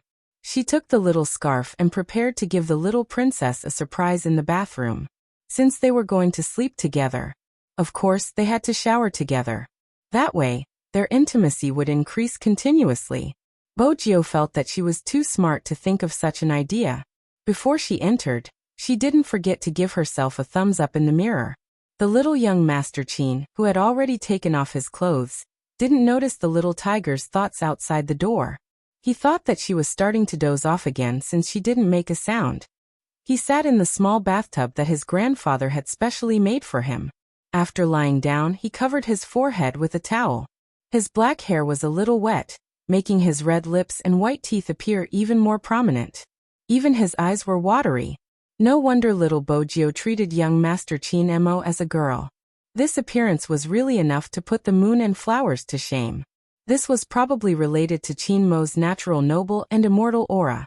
But at this moment he could still see that he was a boy. But he was still brought up since young. Not only did he do everything himself, but he was also very presentable. He reached out to get some shower gel. Just as he was about to apply it on his arms, the door opened with a creak. Little tiger, no, that's not right. He shouldn't call her little tiger anymore. Because that person wasn't wearing her pajamas. She was wearing a little white scarf and walking towards him. Qin Mo suddenly had a very bad feeling. He looked at the little person who shouldn't be here, his little brows furrowing bit by bit. Suddenly, Qin Mo had a very bad feeling. He looked at the little person who shouldn't be here, his little brows furrowing bit by bit. Momo, let's take a bath together. I'll help you wash up. Bojio took off her scarf. She was wearing a pair of tiger underpants, her snow-white body like a ball. She was about to enter the bathtub. Qin Mo's upbringing had taught him that there was a difference between men and women since he could remember. His IQ was twice that of his peers, not to mention his psychological state. Being precocious didn't just mean that he was out of line with his peers. It also meant that he had never been so close to anyone before. Now that someone was about to enter, his entire body froze once again. Don't come in. In a moment of desperation, Qin Mo could only throw out this sentence. Bojio looked at his red ears, a look of realization on her face. She then said considerately, Momo, you're shy again. Didn't I say just now that we're both girls? Even though I'm taller than you and my hair is shorter than yours, I'm really a girl. If you don't believe me, come closer. You can take a closer look. Little old tiger. Qin Mo looked at the leg that wasn't retracting. Instead, it was moving closer. He completely regretted his soft-heartedness just now. Bojio didn't realize this and corrected him seriously. Momo, I'm not called Little Tiger, I'm called Bojio. Bo as in Bojio and Gio as in Bojio. It's very handsome. In such a situation, it was hard to remember a person's name. Qin Mo's breath was slightly suppressed. Bo, little Gio, try to come closer. I won't go closer. I'll just sit beside you. As for you, Momo, if you continue to hide, your neck will be submerged and you will drink dirty water. There are too many bubbles in the water, and your stomach will hurt. Actually, you don't have to be so reserved. I know you aren't used to it after coming overseas. My dad said that people in our country are very reserved. Actually, I'm the same. Oh. He really couldn't tell how the person in front of him was reserved. Fortunately, there was milk in the tub. Otherwise, she would have seen everything about him. Qin Mo told himself not to be calculative with an idiot. Chapter 1409. Once again Qin Mo froze. This time, both his hands and legs froze. He had never seen such an expression on his face before. However, the one who had done the deed didn't seem to care. She leaned back and splashed the water in the bathtub on herself. Her fair and tender little face was slightly red from the steam. She looked soft and satisfied. Momo, the water in your bathtub smells so good. Is it because you put milk in it? No wonder you're so white. It's because of the milk bath. Princesses are different. It's comfortable to take a bath like this, right? Qin Mo suppressed the urge to ask her what she meant by being a princess. He just wanted to stay away from her. It was best if they didn't have any more contact. Bojiu could see his resistance. She didn't understand. Momo, there has to be a limit to your shyness. I'm already so far away from you. You'll fall if you take another step back. With that, she started to move. Qin Mo opened his mouth. Even though his voice wasn't as threatening as when he grew up, it was still a warning. Don't come over. Bojiu raised her hands. Her meaning was clear. She would listen to whatever he said. Don't be so resistant. Qin Mo's current state of mind was obvious. He took a step back. He shouldn't have been soft-hearted towards this little tiger. If he was given another chance, he would definitely throw her out. He wouldn't care if her house was dark or not. Bojiu didn't know what the pet she wanted to bring home was thinking. Anyway, she just had to think of a way to increase their intimacy. Bojiu tilted her head. She thought about it seriously and smiled sweetly. Momo, let me help you wipe your back. I'm good at it. It's fine. Qin Mo rejected in the next second. This was the first time Bojiu met such an unapproachable little kid. Sigh, he was pretty. Bojiu told herself. She splashed some water on herself. That wasn't all. In order to make herself look as clean as the little princess, she turned her body and placed some shower gel in her palms. Children of this age wouldn't even bathe themselves very neatly. Bojiu was the same. She was slightly clumsy. She wiped her arms and legs as though she had completed a great project. From start to end, Qin Mo could only watch from the side. Furthermore, he was using his peripheral vision. In order to avoid seeing things that they shouldn't see, he had already intentionally shifted his gaze elsewhere. Now the little tiger had settled down. But he couldn't stay here forever. Qin Mo couldn't get up. Once he did, he would be in an awkward situation. No matter how mature young Master Qin was, he was still a child. In this aspect, he cared a lot. However, there was one thing about young Master Qin. He was raised from a young age. No matter what kind of situation they were in, he was able to maintain his nobility and was not anxious or impatient. It seemed like he could only wait for this stupid little tiger to finish bathing before he could get up and go out. This was the only solution he could think of. Otherwise, he couldn't just stand up and let everyone see his naked body. However, he was really an idiot. At this point, she couldn't even tell if he was a man or a woman. He only knew how to play with water.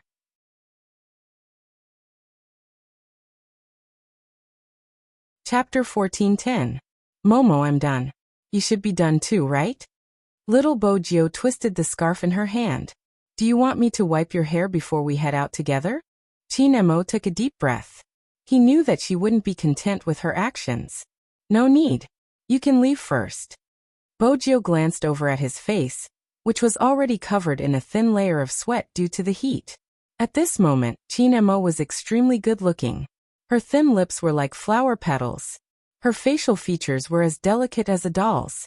Her black hair was also wet from the water and stuck softly to the back of her ears. Bojiu's heart itched. He really wanted to hug her. No, he had to restrain himself.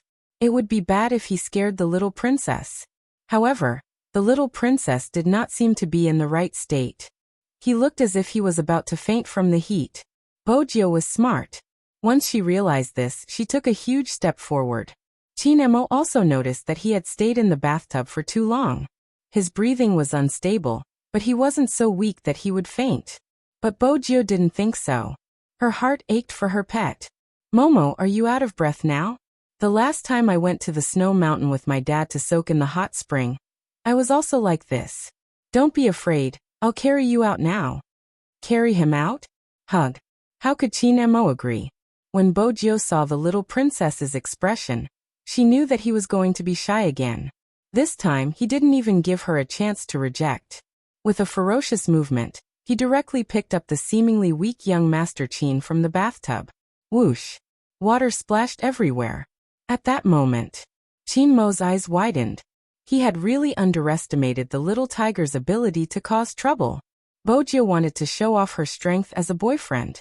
After all, in order to gain the little princess's trust, she had to straighten her back and carry him out. However, the moment she picked Momo up, Momo's expression changed. She seemed to have seen something she shouldn't have. That looks like... Bojiu was in a daze. She looked at the person in her arms, then at his face, and then back at herself. He suddenly understood something. Her little brain suddenly had an epiphany. There was another splash of water. Bojiu released him. The two people returned to the bathtub. Qin Mo's face was full of water. Bojiu was the same. However, the latter was rather guilty. He looked around with his round tiger eyes. Momo, do you believe me? This is all a misunderstanding. From the beginning to the end, it was all a misunderstanding. Qin Mo didn't want to talk at all. His little face was so cold that he looked like a little prince.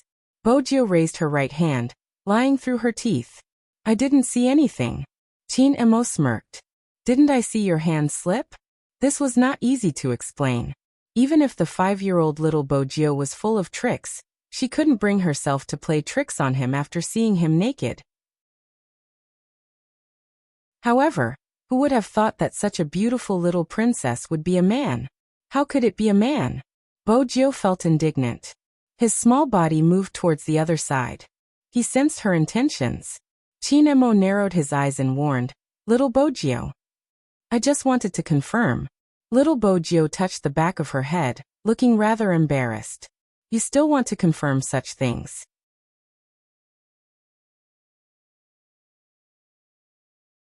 Chapter 14:11. Anyway, this day had been a nightmare for him. And the source of the devil was this little tiger. Since she had seen everything, Qin Mo didn't care anymore. He pulled a scarf over and wrapped it around his neck.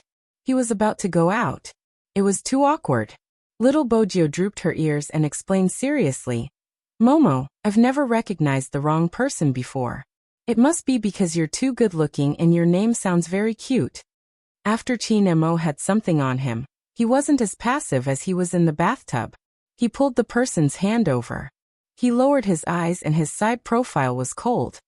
He wrote on her little palm with a little force. But in the end, it was a waste of young Master Qin's good calligraphy.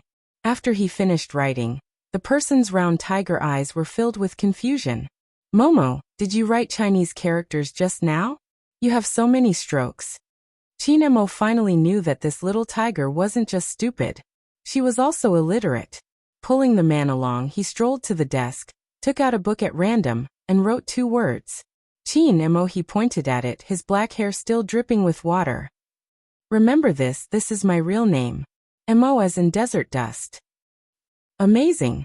Bojiu's praise was sincere. The little princess was indeed a little princess. Her handwriting was so beautiful. So it was this Mo. She reached out and touched it.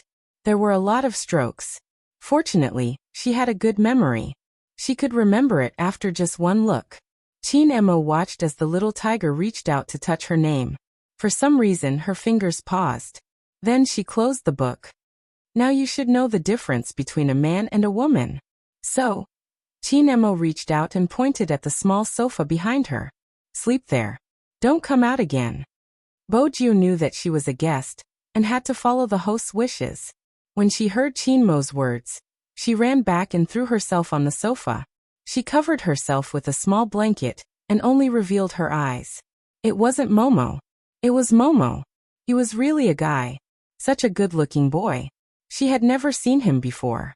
But after what happened just now, Momo definitely didn't like her anymore. As soon as he thought of this, Bojiu couldn't help but rub her nose. Even her ears were drooping, looking listless. Finally, the little tiger stopped causing trouble. Chinemo had wanted to turn off the lights and sleep. Under normal circumstances, he would be lying in bed and reading The Little Prince at this time. However, when he saw that furry little head with water vapor on it, he suddenly felt a chill run down his spine. Chinemo paused, as though he was thinking about something. Later on, he told himself to forget it.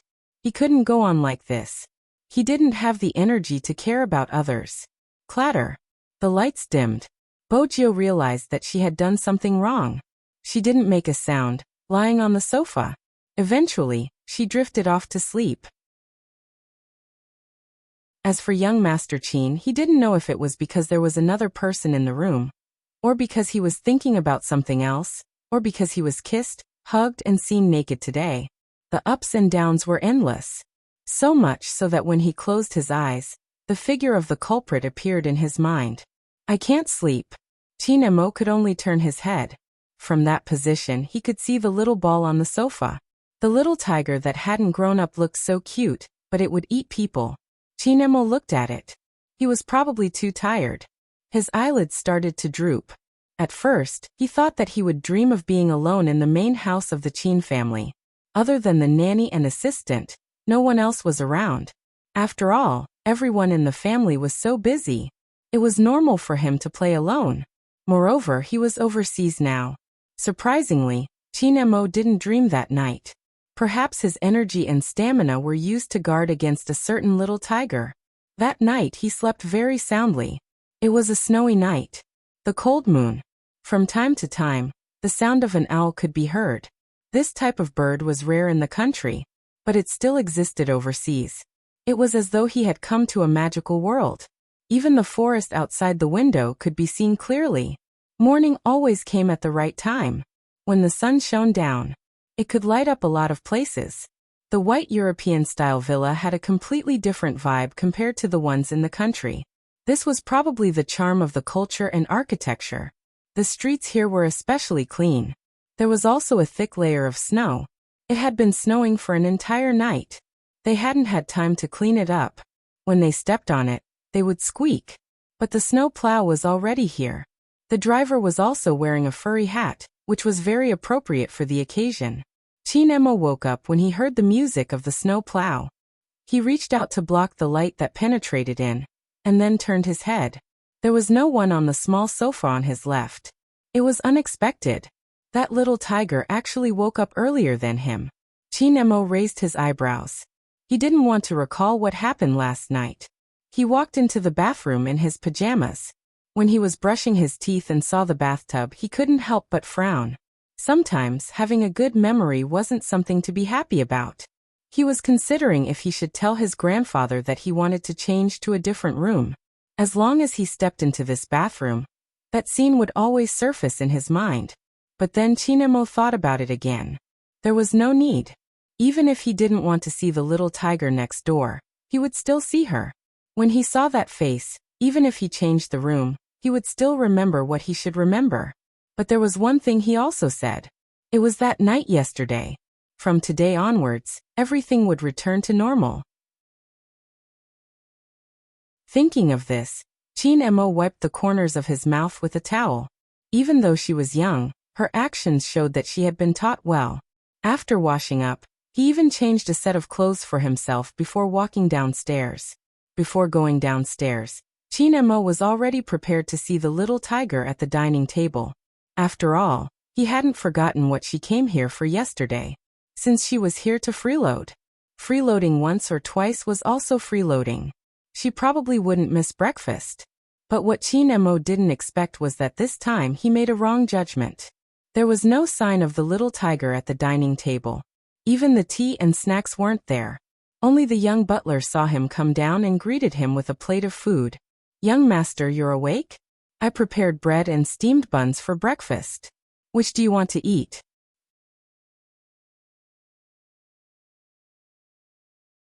Chapter 14:12. Even though the butler was young, he was reliable. The food was placed on the tray. It was a standard American breakfast: fried eggs, bread slices, and a bowl of butter. Chinemo sat at the dining table. When he picked up the glass of milk, he was reminded of a certain someone who used her tiger claws to hold the milk for him to drink. The young butler didn't understand why the young master stopped. He turned his head and greeted, "Young master." Qin Emo glanced up and asked casually, "Where is she?" "She? Who?" The young butler was confused. That was why the way of thinking overseas was different from the local way of thinking. According to Qin Mo's personality, he wouldn't ask a second time after asking once. Besides, Qin Mo didn't really need to know where that person went. He just felt that she was too young. Old Master and walked in at this moment. Behind him was a local friend. That friend was a bearded professor.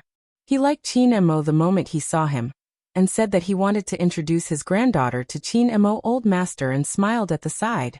He just came here and definitely wanted to introduce his grandson to the people in the circle. Hence the courtyard on this side. This day wasn't quiet.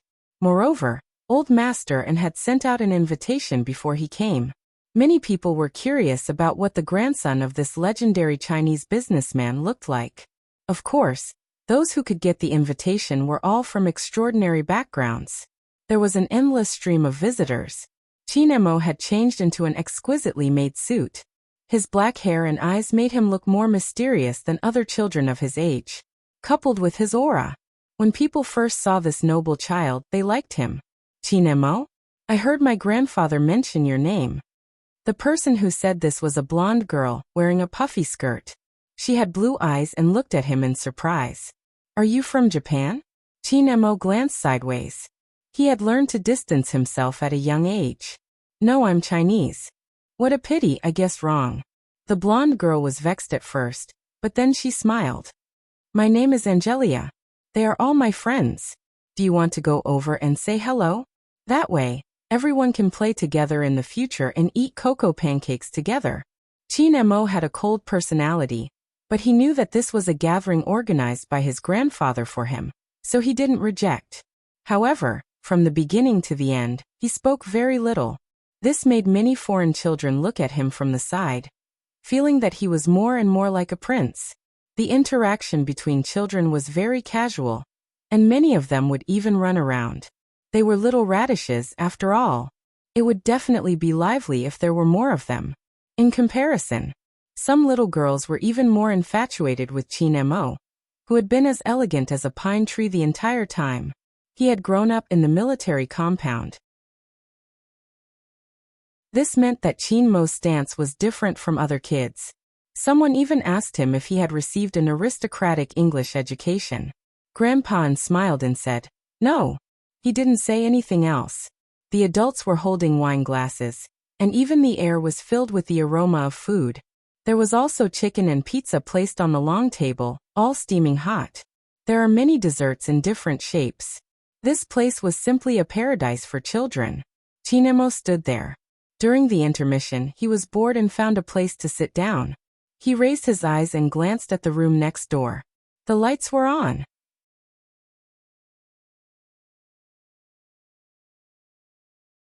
Chapter 14:13. Since there were people here, why didn't they come over? Could it be that she didn't need to freeload today? Or did he not smell the scent in the air? A tiger like her. He probably wouldn't let go of such a good opportunity to freeload. After realizing what he was thinking, Qin Mo frowned. It was really too boring to think of that little tiger, who liked to hug people. He turned his head and looked at his peers who were eating desserts. Qin Mo had never liked socializing. While the other children were making a fuss, he loved restoring blocks and exploring basements. When he was 3 years old, he didn't say a word for an entire day. Because of this, his family was worried that he might have autism. Perhaps the more sensitive and intelligent the child was, the smarter he was. The easier it was to encounter such a situation. It was from the beginning that he felt bored that he gradually lost his feelings. This was related to the environment he grew up in, and it was also related to himself. Qin Mo's nature was indifferent, and he was too mature. The more he was like this, the tighter he wrapped himself up. Grandpa noticed this as well. That was why he suggested to bring his grandson for a change of environment. Children abroad should mature a little earlier. Perhaps he could find his little friends. But when Grandpa saw that his grandson was polite from start to finish, unlike the elegance he should have shown at his age, he knew that this arrangement wouldn't be very effective. Usually, parties with children wouldn't last too long. When Qin Mo followed his grandfather out to send them off, the lights in front of them were still on. His voice still carried the clarity of his age. "Grandfather, why isn't Uncle Bo here?" The two of them were good friends. If it was a banquet, the other party should have come. Old Master and didn't expect his grandson to ask him this question. He turned and smiled. "Your Uncle Bo isn't back yet." "She didn't come back?" Qin Mo frowned. Grandpa replied. "Little Bojio seems to be the only one at home, but her mother will be back at night. Your Uncle Bo will probably come with a gift tomorrow. He is a completely different person at night and in the day." Qin Mo listened casually and glanced over. How old was the little tiger? How could he leave her alone at home? However, he did not ask about this matter. It was because he found it troublesome. If he asked, Grandpa would definitely send someone to pick up the little tiger or think of something else. Qin Mo thought about this and followed Grandpa. He returned to the house. There was a huge difference between the temperature inside and outside. The rest of them hadn't left yet. In order to show his hospitality, Grandpa even asked the chef to make a Chinese-style supper. Stacks of bean buns, bowls of century egg and lean meat congee, and glutinous rice balls brought from China were just right for the children. When Angelia saw this, her pair of blue eyes seemed to be lit up. She was very cute, and the other little radishes also surrounded her. The young butler scooped a bowl of glutinous rice balls and handed it to Qin Mo. He looked at the little prince in front of him, who was so noble that he didn't look like a real person. After receiving the bowl, he said in a flat voice, "Take 2 bean buns and a bowl of porridge in a thermos box. Send it to the neighbor next door." The young golden-haired butler immediately understood, and went to do it. Only then did Qin Mo lower his lids and chew on the glutinous dumplings. The way he ate was so leisurely that the children next to him were all watching. But Qin Mo didn't seem to mind. He didn't explain his actions to the young butler either. It was probably because there was only one child with the same bloodline as him here. It was inevitable that he would want to take care of her. This situation wouldn't happen in China. After all, there weren't any children at such a young age who would stay at home alone. Except for him. That was right. The little tiger's situation was very similar to his. They were all alone at home. It was the same even at night. When Qin Mo ate the first glutinous rice ball, he had already concealed most of the emotions in his eyes. Grandpa was still greeting the guests. He probably wouldn't notice him. That was good. Because if Grandpa found out that he had asked someone to send something to the little tiger next door, Grandpa would definitely throw that person to him and tie him up. That would be a huge problem for him. And he hated trouble the most. It was still snowing outside. At the end of the banquet, the arrival of the Chinese-style supper reignited the enthusiasm of many children. Basically, they were all praising Chinese cuisine. The courtyard next door was much quieter. Bojio was indeed at home. She was hugging her little keyboard, lowering her head to drink her medicine. She coughed from time to time. It wasn't very serious. She was still wearing the little tiger pajamas, and her face was abnormally red. Whenever she heard the sound of a car outside, she would run to the window and take a look. Her little tail wagged a few times, and then she would curl back into the sofa. The phone on the table rang. Bojio didn't need to look to know who it was. When she picked up the phone, she nodded twice and emphasized, "Mom, I drank my medicine obediently." When the person on the other side heard this, he smiled lightly. He wanted to fly back immediately, but he could only deal with the matters here. Bojio was the one who suggested hanging up the phone. But after hanging up the phone, she hugged her little keyboard again. She squatted there and agitated for a while. Then she bit a piece of bread. At the Bo family's side, the dining table was filled with prepared food. They hired a long-term nanny, but they preferred to cook for themselves, even if they were eating cooked noodles. But today was an exception. Mr. Bo wasn't back, and Mrs. Bo was too busy. She could only let the nanny prepare the things at home. But Bojio didn't like to let the nanny take care of her. Besides, her father still had some secrets at home. Hence, early in the afternoon, Bojiu asked the nanny to go back. She strolled around the room alone, dismantling the keyboard and so on. She usually did the same thing, so she didn't feel much. She didn't know why today. It was probably because it was too lively outside. But she had a cold and couldn't go out. Hence, she was really envious of those who could go to the little princess's house. Thinking of this, little Bojiu ran to the window and took a look. She coughed lightly and pouted her little mouth. Her ears drooped down. After the golden-haired butler rang the doorbell, he saw such a little tiger opening the door. He didn't understand what had happened. But he was still as enthusiastic as ever.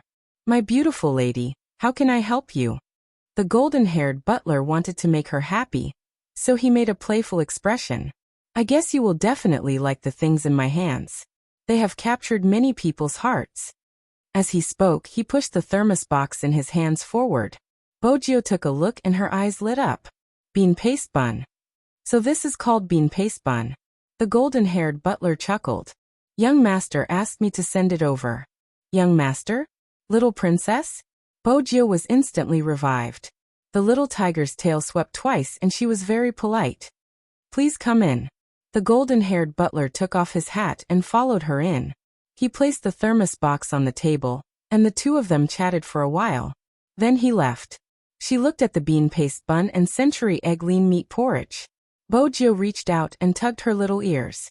Previously, she was worried that the little princess would be angry if she saw him naked. But now, it seemed like that wasn't the case at all. The little princess was really too considerate. He even asked the butler to send her a bean paste bun. The more Bojiu thought about it, the bigger the smile on her face. Even though she was still coughing, it didn't affect her at all. After eating, Bojiu thought about it seriously. She had to thank the little princess personally. She couldn't go like this. It was too ostentatious. When the sky got darker, she would go over after equipping herself. Moreover, the little princess had already given her food. It wouldn't be right if she didn't give him a gift in return. Bojiu looked at the little keyboard in her arms. She had decided to give him her favorite toy. Also, she had to tell the little princess in person. She had seen him naked. She would take responsibility for this. That was it. That was right. Bojiu clenched her little fists at her reflection in the mirror. The smile on her face was a little mischievous. At this moment, Chinemo still didn't know that the biggest problem with him sending food over wasn't that old master and would ask. Instead, it was that the little tiger that was being fed was getting restless again. Chinemo had never taken people saying that they liked him seriously. That was because too many people said that they liked someone, but it was just a way to express their feelings.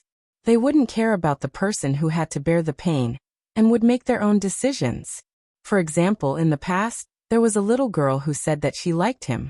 He didn't like her. Then the other party started crying, as if he had bullied her. Chinemo didn't have any opinions about that girl. But at the same time, he didn't want such a thing to happen again. It was meaningless and very boring. Hence, even when the little tiger said that she liked him, he didn't take it to heart. But it was probably because the little tiger was too obedient occasionally. That was why he had a little bit of patience towards her. But when he thought about it again, she wasn't obedient but stupid. After Chinemo and Old Master and sent off the last batch of guests, he took off his little suit jacket and handed it to the golden-haired butler standing beside him. The butler lowered his head and reported, "Young master, Miss Jo ate everything. She shouldn't be hungry anymore. Don't worry."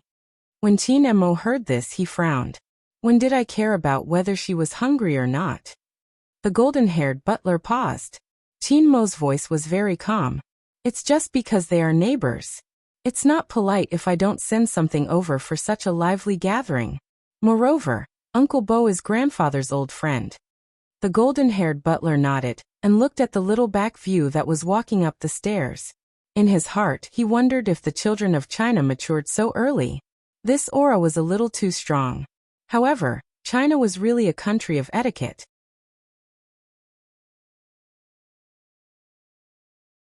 Chapter 14:14. The banquet ended. The guests had already left. As the host, Old Master and was exhausted after a day of hard work.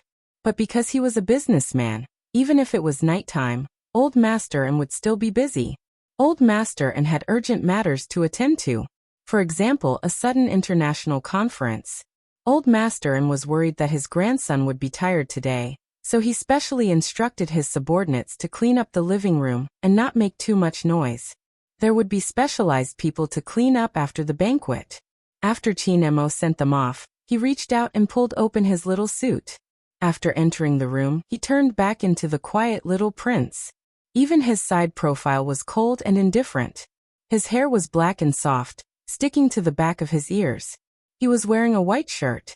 When he turned his little body to untie his sleeves, the air of elegance seeped out again. At 5 years old, there weren't many children like him at this age. Using movie Queen Anne's words, her cold little boy sometimes didn't seem like a real person. But at this moment, Chinemo was still a little immature. For example, the sigh that happened now. It was actually a little cute. Chinemo had originally planned to take off his shirt and take a shower. But just as he was about to put his shirt down, he suddenly frowned and looked towards the floor-to-ceiling window not far away. The bulging movement made Chinemo, who had grown up in the military courtyard, raise his eyebrows slightly. Then his handsome and elegant little face was filled with coldness. Just as he was about to press the internal line for the bodyguards on the first floor to come up. Suddenly, there was the sound of a flower pot falling on the ground. There was also the sound of the wind outside. And a certain someone muttering to herself. Is this window so hard to open? It seems like I have to cut it open. When the time comes, my dad will say I'm naughty again. How troublesome. After hearing this sentence, Chinmo's brows didn't relax. Instead, they furrowed even tighter. You have to be troubled about cutting the window? Which normal person would cut the window? Chinemo realized that he had started to take deep breaths again. He looked down at his upper body. He wasn't wearing anything. The temperature of his little face dropped by a few degrees. Outside the window, little Bojio was shaking her tiger tail and studying the window in front of her seriously. His moves were as fierce as a tiger, but his actual score was 2-5. After a long time, he felt that he was still too gentle. He simply pulled the small school bag over and was about to use the tools to open it. Little Bojio didn't expect to be discovered. After all, her ability to climb over walls was well known in the surrounding area. Although the weather today was a little cold. However, she still deliberately avoided the people on the first floor. She even took advantage of her small size to perfectly avoid the camera in the corner of the Yin family. Therefore, his actions were a little unrestrained. His tiger face was covered with a tiger hat, and he looked extremely serious. When Chinemo lifted the curtains, he saw a little tiger that had climbed over the wall. For some reason, she was wearing a small mask on her face. Her small body was tilted to the side, and beside her was a flower pot. It looked as if she could fall at any time. However, she didn't realize that when her big round eyes saw Chinemo, she was first stunned. Then she immediately smiled brightly. Even the dimples on her cheeks could be seen clearly. Momo.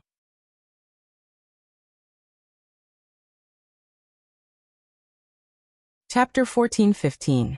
She couldn't help but feel a headache. Could this idiot have some safety awareness?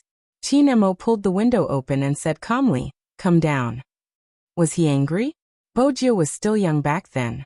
She couldn't understand why the little princess was angry. Was it because she came too late and disturbed his rest? She remembered that it was indeed quite late.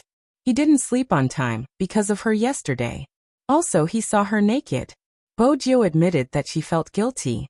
She moved her hands and feet more nimbly. She came down when he asked her to. When she came down, she didn't forget to turn back to take her little keyboard. This action caused a thin layer of sweat to form on Chinmo's forehead. He didn't think and said, "What are you doing?" Bojio opened her eyes wide. Her tiger tail was still sweeping. "I'm taking the little keyboard." After she finished speaking, she jumped onto the ground and shook the snow off her head. She handed the thing in her hand forward as though she was presenting a treasure. She was still wearing the little mask on her face. Her voice was muffled, and she sounded a little fierce. Chinemo finally returned to normal. when he saw her land on the ground. He wasn't worried that something would happen to her. It was just that she was so young and she was lying on the windowsill alone. Didn't she consider the possibility of falling down? The more Chinemo thought about it, the colder his eyes became. He didn't reach out to take the little keyboard. This made Bojiu feel slightly awkward. She first looked up at Chinmo's little face. When she lowered her head, she remembered that not everyone was like her, and liked the unusual gift of a keyboard. She seemed to have given it to the wrong person. With this thought, Bojiu felt a little depressed. But this depression didn't last long. In the next second, Bojiu raised her little face. Her eyes were still round and bright. Momo, you don't like little keyboards, right? What do you like? I'll give it to you next time. I have many toys. I don't like anything. Chinemo tilted his head. Then his fingers paused again. Because a certain little tiger started coughing for some reason. She coughed softly, one cough after another. This made him frown again. His gaze landed on her face with the little mask. When he spoke, he sounded a little cold. It's so late. Why are you wearing a mask? I caught a cold yesterday. I didn't want to come over at first because I was afraid that I would infect you. But when I saw that you asked the butler to send something to me, I wanted to come over and thank you. If I wore a mask like this, I wouldn't infect you. Yesterday, I realized that your body is very weak. If I pounced on you, you would fall. I can't let you catch another cold. Bojiu placed the little keyboard on her arm and used her free hand to pinch her ear. Chinemo was about to get angry when he heard her mumbling. Which boy liked to be called weak? But at that moment, he seemed to have remembered something. Did you catch a cold yesterday? Chinemo had always had a good memory. The visual sense was also strong. At that moment, for some reason, the image of that person curled up on the sofa without drying her hair appeared in his mind. Had she caught a cold because he hadn't let her get up and dry her hair? Thinking of this, Chinemo frowned again. However, the little tiger did not notice it. She continued. Momo, are you going to sleep? I'll go back first today. I'll look for you when I'm better. With that, Bojiu prepared to head back the way she had come. Unexpectedly, she had only just lifted her leg. The tiger's tail was caught by someone. She turned her body sideways and saw the indifferent face of the prince. Momo. Bojiu didn't understand. Her eyes widened and her tiger ears perked up. Chinemo lowered his voice. Little Bojiu, are you dumb? Bojiu felt the need to explain herself. Chinemo didn't give her a chance. With a forceful move, he picked up the person who was about the same size as him. Bojiu was still a little confused. But after being hugged, she didn't care about the little princess asking her if she was an idiot. She smiled happily. Chinemo didn't give her a pleasant look. Why are you running around when you have a cold? I didn't run around today. I didn't feel well, so I went home first. Otherwise, I would have accompanied you for breakfast. Bojiu replied seriously. After she finished, she couldn't help coughing. Chinemo took a deep breath and reached out to press the phone beside him. The butler downstairs picked up the phone. He was surprised that there was an internal line at this time. Young master, bring the first aid box up. When Chinemo said this, people would often forget his current age. The golden-haired butler heard the words and his eyelids twitched. Young master, what's wrong? Please don't let anything happen to this young master.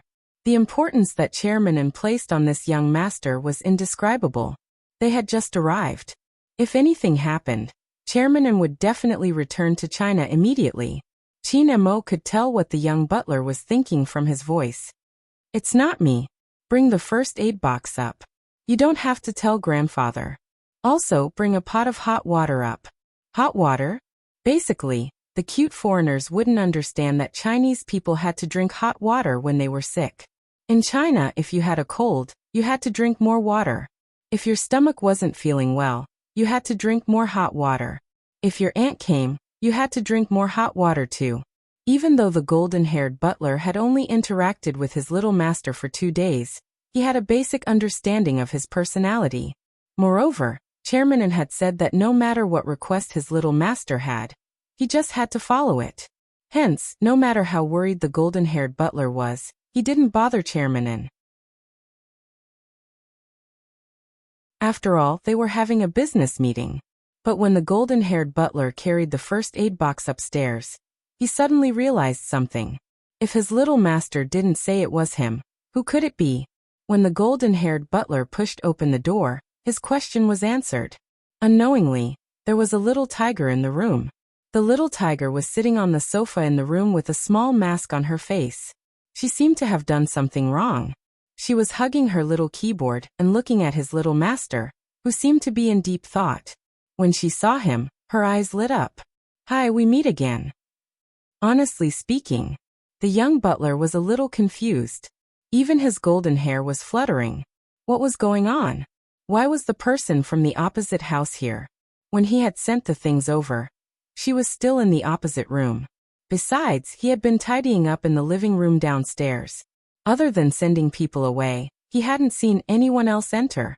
He hadn't seen the little tiger either. How did she suddenly appear in his young master's room? The young butler's thoughts were all revealed on his face. He finally met someone who would show his thoughts on his face. Bojio jumped down from the sofa, wanting to tell him how she came over. Little Bojio. Just these 3 words. He successfully made the little tiger unable to be mischievous anymore. After Chin Mo called her name, he glanced sideways at the young butler standing by the door. The young butler didn't know why, but when his young master looked at him like this, he felt that his presence here was unnecessary. No, that wasn't right. There was something more than unnecessary. It was as if she was saying, "What are you doing here? You're here, and she's getting restless." The young butler. This should be the feeling of being shot while lying down, as the Chinese often say. Indeed, Chin Mo felt that the butler's appearance affected a certain little tiger. Her throat was uncomfortable and she kept coughing. She was still mischievously trying to speak. With that in mind, Chin Mo took a deep breath. Then he took the medicine box from the young butler and took out a thermometer. His little face was cold as he walked in front of a certain someone. Mask. Bojio saw this and knew that the little princess wanted to take her temperature. She cooperated and removed her little mask. Then she opened her mouth and bit on the thermometer. The young butler was enlightened. So the medicine box that the little young master wanted was for Miss Gio. But there was one thing he was really curious about. How exactly did Miss Gio come in? But it was obvious that his duties were only limited to delivering the medicine box and hot water. Because the little young master had given him a look, asking him to figure it out on his own and leave. Even though they didn't speak the same language and were of different nationalities, the meaning of the look didn't matter. She saw the door close. Little Bojio felt a little regretful. She didn't even have time to brag about her heroic deeds. This was the first time she climbed such a high wall. Besides, she wanted to ask him what the little princess liked. From the looks of it, she could only find a chance to ask Grandpa and in the future. She bit on the thermometer. This time she couldn't speak. She could only look at the little princess who was standing in front of her and picking medicine for her. Bojio blinked as she looked at him. The little princess seemed to be very impatient with her. She could tell from his expression. But he still felt very gentle. Other people wouldn't be so nice to her. He wasn't afraid that she would infect her when she caught a cold. He even gave her medicine. Bojio couldn't help but smile when she thought about this. She even jumped down from the sofa and circled around Chin Mo. The little tiger behind her kept wagging her tail. Chin Mo took out the cold medicine. From the side he saw a certain someone with a bright smile. At that time, Chin Mo even thought, did this person know how to smile? In the end, it would give rise to emotions that even a child would have. It really made him jealous. Her parents must be special to her. Thinking of this, Chin Mo came to a sudden realization. He knew he was wrong. Because yesterday, when he saw the light that didn't turn on, he knew that she was like him. Her parents were very busy.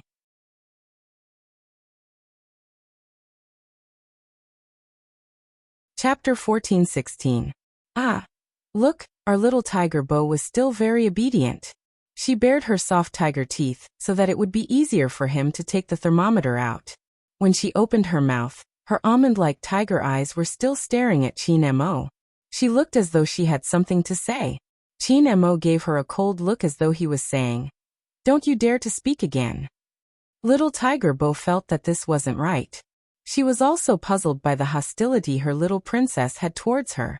Qin Mo didn't bother about her. He took out the thermometer and looked at it. Your temperature is normal. Boju nodded. I don't have a fever anymore. Mom gave me some medicine in the morning. Qin Mo heard her hoarse voice. After she finished speaking, she coughed. Her head was probably a little heavy from the coughing. Even her little shoulders were trembling a little. Didn't having a fever mean that she wasn't sick? Qin Mo couldn't be bothered to say anything to this idiot. He opened a packet of medicine and took out a pill. His slender fingers touched the side of her mouth. Awu. Boju never rejected anything. Even if the medicine was a little bitter, it was given by her little princess. It was still delicious. On the other hand, after Qin Mo fed her, he frowned fiercely. Then he placed the medicine in her hand. Eat it yourself. He must have been possessed. Why did he feed her personally just now? He thought about it. He must have been so angry with this little tiger that he lost his ability to think. After letting out a long sigh, Qin Mo returned to his noble little prince appearance. He walked towards the window. Then he reached out and closed the window. Then he locked it twice. Bojo peeled the medicine and watched at the side. When she wagged her tail, she had a feeling that her little princess didn't actually want to lock the window. He wanted to throw her out through the window. If it was possible, Qin Mo wanted to do that. But for some reason, not only did he allow her to come down, he even asked the butler to bring the medicine box upstairs and feed her the medicine personally. He didn't know how his grandfather would react when he heard about this. Qin Mo's eyes moved. When he turned his body, he saw the little tiger peeling the medicine with great difficulty. She ate 5 pills in one go. 5 pills? Qin Mo pressed down on the man's tiger paw. Little Bojo. Bojo widened her eyes. After looking at him for a while, she seemed to have been enlightened. Momo, why do you keep sighing? Ever since I came in, you have been sighing. Are you tired? Is there anything else? Let me tell you, as a person, the most important thing is to be happy. Nothing else is important. Pat my head. Why was he always sighing? Qin Mo watched as the little claw appeared on his head and rubbed it twice. He told himself not to bother with a sick person. Besides, there was no doubt that she was an idiot. Qin Mo looked at her, his expression ugly. Are you done touching me? Bojo shook her head. No, Momo, your hair is so soft and nice to touch. It's different from mine. Mine is too hard and prickles. Qin Mo smirked. Drink the medicine and go home. Also, don't climb over the wall again. Bojo paused. She lowered her lids and lifted the small bowl. She drank the medicine that the little princess had prepared for her and glanced at the window at the side. I'll go out from the main door, Bojo said. She jumped down from the sofa. She hugged the little keyboard in her hands and said, Momo, I'll come and find you tomorrow. She planned to leave. The more she acted like this, the more Qin Mo felt annoyed by the small cough. He had said before that he didn't like being liked by others for granted, because he needed to respond to all liking. If he didn't respond, it would be his fault. He was more resistant to such things. But this little tiger wasn't just a little stupid. Even when she was sick, she didn't know how to use this weakness to threaten him. If he asked her to leave, she would leave. She seemed to listen to everything he said. She didn't want him to respond just because she liked him. Instead, she wanted to give him something. Qin Mo turned his head. He wanted to read and not think about that idiot anymore. But just as he made up his mind, the young butler's voice came from the open door. The young butler's voice came from the open door. It was a unique American accent. Oh, Miss Jo, are you going back? It's still snowing outside. Mr. Bo and Mrs. Bo aren't home. At this time, the heater in the living room should be cold. Why don't you wait for a while? I'll go down to get some charcoal and go with you. Bojo raised her eyebrows when she heard this form of address. The young butler was a little shy. Don't Chinese people call themselves this? I just learned it from an online novel. There's a translation in the novel so I can learn a lot of knowledge. Bojo was still young and didn't understand. So this is how people call themselves? Yes, the young butler said with certainty. This made Qin Mo frown. He couldn't focus on the book anymore. He reached out his hand and pressed the young butler's intercom with his white and tender fingers. When the young butler saw the call, the smile on his face was still there. His expression gradually changed. "Young master? I'm here. Send Miss Jo back to your room? Okay, no problem." After hanging up the phone, the butler lowered his head. He was a little confused. "Miss Jo, young master asked you to sleep in his room tonight." Bojo was confused too. Was it such a good thing? The young butler had a lot of thoughts going through his mind. After all, he had watched the banquet. There were so many funny children, but he hadn't seen his young master treat anyone specially. He definitely wouldn't touch a cup that had been touched by others. Not to mention the food.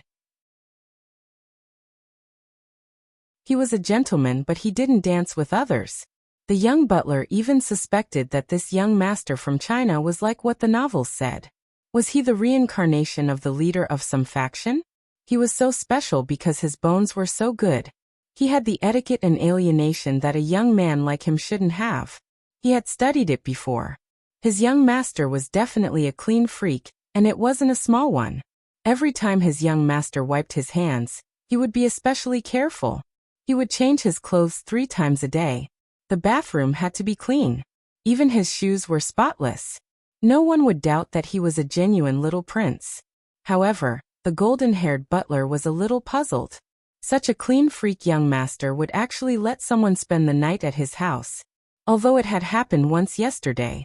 But yesterday and today were different. Yesterday was arranged by Chairmanin.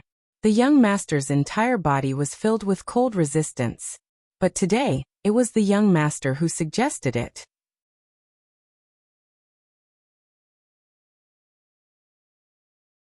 Chapter 14-17. However, since it was the young master's order, even if he had a bunch of questions in his heart, he wouldn't say them out loud. But the golden-haired butler didn't put on his professional smile. His young master gave him a gaze. That gaze was indescribable. If he had to describe it, it would probably be to stay away from the little tiger. The golden-haired butler watched in a daze as the door was closed. He started to reflect on what he had done wrong. After all, in the novels, offending an expert would result in a tragic outcome. No, he had to learn more about China's profound knowledge and culture later. Momo. Bojo hugged the little keyboard in her arms. Her smile was brighter than anyone else's. "I'm back." "I know you're back." Chinemo lowered his gaze. He didn't want to talk to her. After a while he said, "I don't call myself that anymore. It's how people used to express their politeness and humility in ancient times." "Is that so?" Bojo's eyes lit up again. She had grown up abroad. Usually, she only knew how to fight and study the little keyboard and a bunch of little tadpole codes. She had very little knowledge. In the past, she had interacted with children from China. But no one seemed to understand these things. The little princess was different. She knew everything. When Bojo thought about this, she felt inexplicably happy. "Momo, you're amazing." The sudden praise made Chinemo tilt his head. "Don't say such nice words. Go back to your seat." "Okay." She became very obedient again. But at the same time, she didn't forget to be mischievous. "Momo, your ears are so red." Chinemo took a deep breath and placed the book in his hands down. "They're hot." "Oh." Bojo smiled. She thought that Momo was so awkward. He was obviously shy, but he insisted that he was hot. But she was very understanding and wouldn't expose him. Also, her little princess was even more adorable when he was awkward. Bojo seemed to be addicted to teasing her pet. She would say a few words from time to time. In the beginning, Chinemo still ignored her. Then he allowed the little tiger to be mischievous. Bojo continued to be mischievous. She realized that she might disturb the little princess's reading. Hence, she curled up on the sofa quietly and started to touch her little keyboard. When Chinemo saw her like that, he recalled what had happened last night. Especially after the other party drank the medicine, he was still coughing, and there was no sign of him getting better. Chinemo stood up. "Go to the bed." On the bed, Bojo was still wearing the little tiger's pajamas. When she heard his words, her ears perked up. "Momo, I thought you didn't like other people sleeping on your bed?" She wasn't stupid. She could tell. Momo held a grudge against a lot of people. She wasn't sure if others understood. In any case, she understood. Moreover, she was also like this. She didn't like others to understand her things. But since yesterday, her little princess had become an exception. When Qin Mo heard the question, his fingers paused. Indeed, I don't like it. That's why I can only sleep with you today. You're not allowed to touch it in the future. After finishing this sentence, Qin Mo suddenly realized something. That was, he seemed to be less and less good at pretending in front of this little tiger. He shouldn't be like this. At the very least, one had to be polite when dealing with guests. He couldn't speak like this. But he couldn't control himself.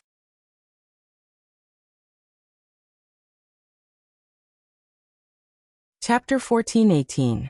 Bojio listened to the little princess's arrogant words. She wagged her tiger tail and behaved like a loyal dog. On the other hand, Qin Mo didn't want to listen to the coughing anymore. He asked someone to prepare a bowl of pear soup. He watched as the little tiger drank a bowl. Then she really entered the state of rest. This time, before Qin Mo entered the bathroom, he said to Bojio, "Don't come in." Bojio looked at the back view that was filled with rejection. She reached out and touched her ears. She thought about it seriously. Her little princess was shy again. She would restrain herself today. She really wanted to go in and bathe her little princess. But she was sick now. It was easy for her to infect others. But there was something she had to remind him. Momo, your body is weak. Be careful when you bathe. Don't bathe for too long. You will be out of breath like yesterday. She still dared to mention yesterday. When Qin Mo heard this before he closed the door, he tightened his grip on the white scarf. He was too lazy to take another deep breath, so he slammed the door shut and locked it. His handsome face was as elegant and handsome as ever. This time he didn't fill the bathtub with water. Instead, he turned on the shower. When he came out of the bathroom, he had already changed into his pajamas. In Bojio's eyes, the little princess's pajamas were more pleasing to the eye. Her little old axe was a little too exaggerated. It wasn't like the little princess's pajamas. They were clean and didn't have any extra patterns. Qin Mo used the scarf to wipe his hair. He was still young. Although he was already used to being stared at, he still felt uncomfortable when people looked at him from head to toe and from his tail to his head. In the end, they looked at his side profile with a pair of big eyes. He hadn't experienced this before. After all, when other people looked at him, they would sneak peeks at him. Children would not be as shy as adults. But the word shy was obviously not suitable for a certain little tiger. Qin Mo placed the scarf down and turned his head. He was about to speak. The little tiger, Jio, spoke before him. Momo, you don't have to be shy. I will take responsibility. Take responsibility? What responsibility? Qin Mo frowned again. He wanted to warn her not to be mischievous. She should sit there obediently and not speak if she could. Why did she say she would take responsibility? Yesterday, I didn't know you were different from me and saw you naked. I called my dad and he said that the best way is to be responsible for you. I agree. I can't be a heartless man and I can't take advantage of you. That's right. Qin Mo's eyes lit up. That's right. I'm not going to be a heartless man, and I can't take advantage of you. After hearing this explanation, Qin Mo's little face became even colder. He took out a small blanket from the closet and threw it directly on the little tiger's head. This was the best way to shut her up. Who knew that he had underestimated the little tiger's mischievous behavior?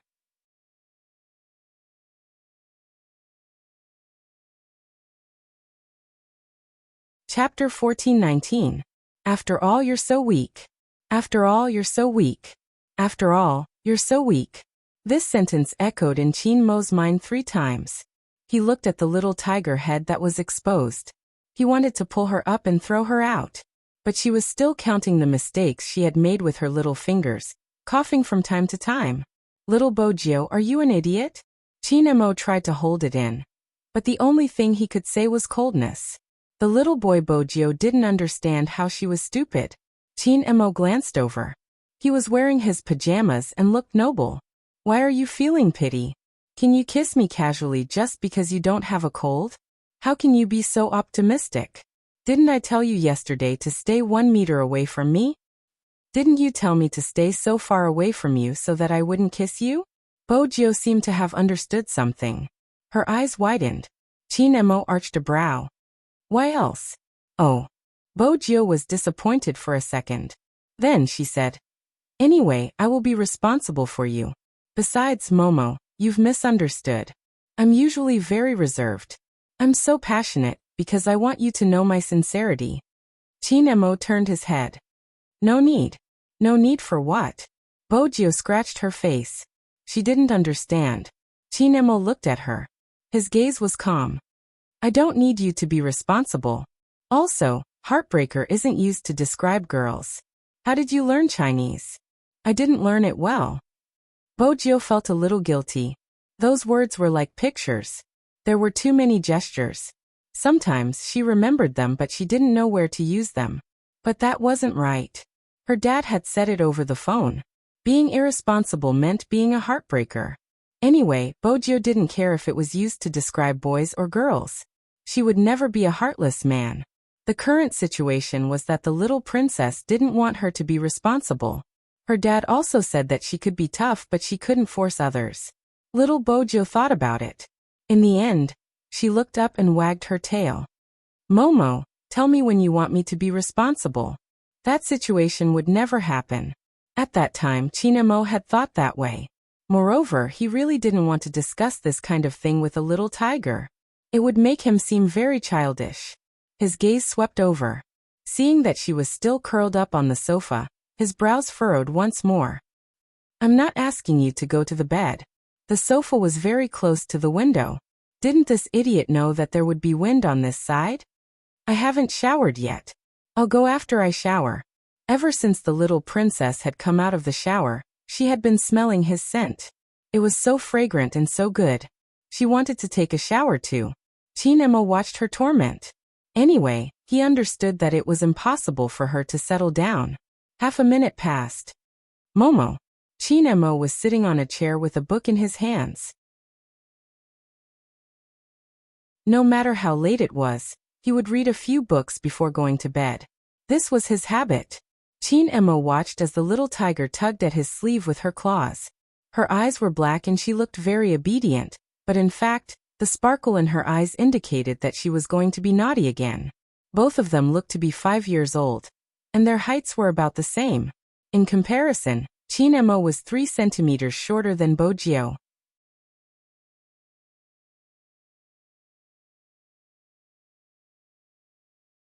Chapter 14:20. Hence, the aloof young Master Chin didn't want to stand up. Which boy would be happy that he was shorter than a little tiger? This was one of the reasons why he asked her to stay away from him. But Bojo didn't know. If she wanted to shower, she had to take off her clothes first. Now that Momo was here, she couldn't just roll around and take off her clothes like she did the last time. This wasn't good. It would cause Momo's misunderstanding of her to deepen. After all, she was still very shy and reserved. But she couldn't open the zipper behind her.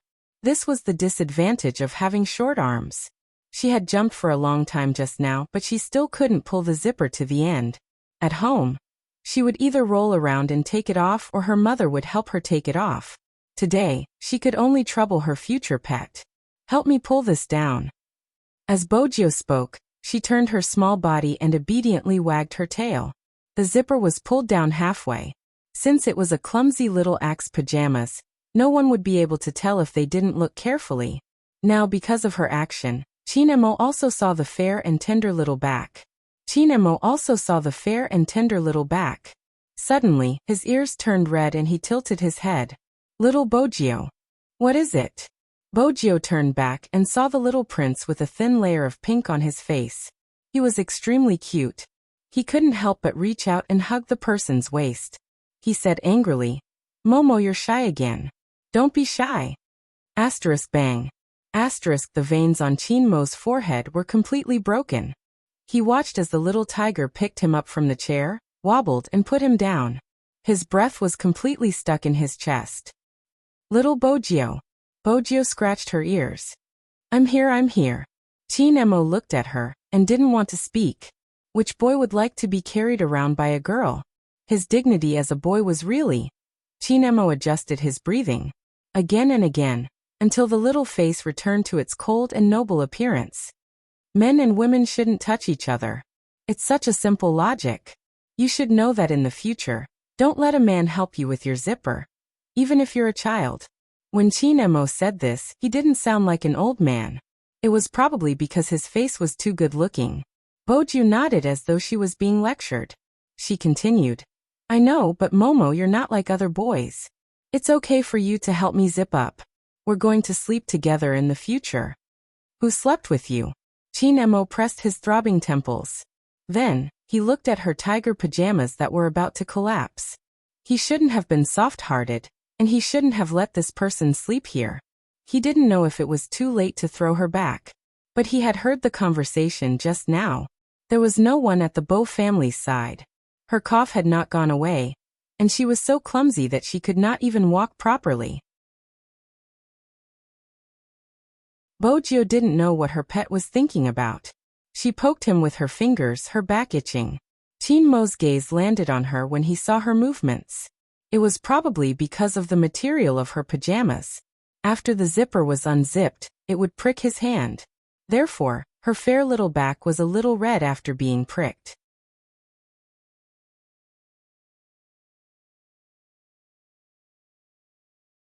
Chapter 14:21.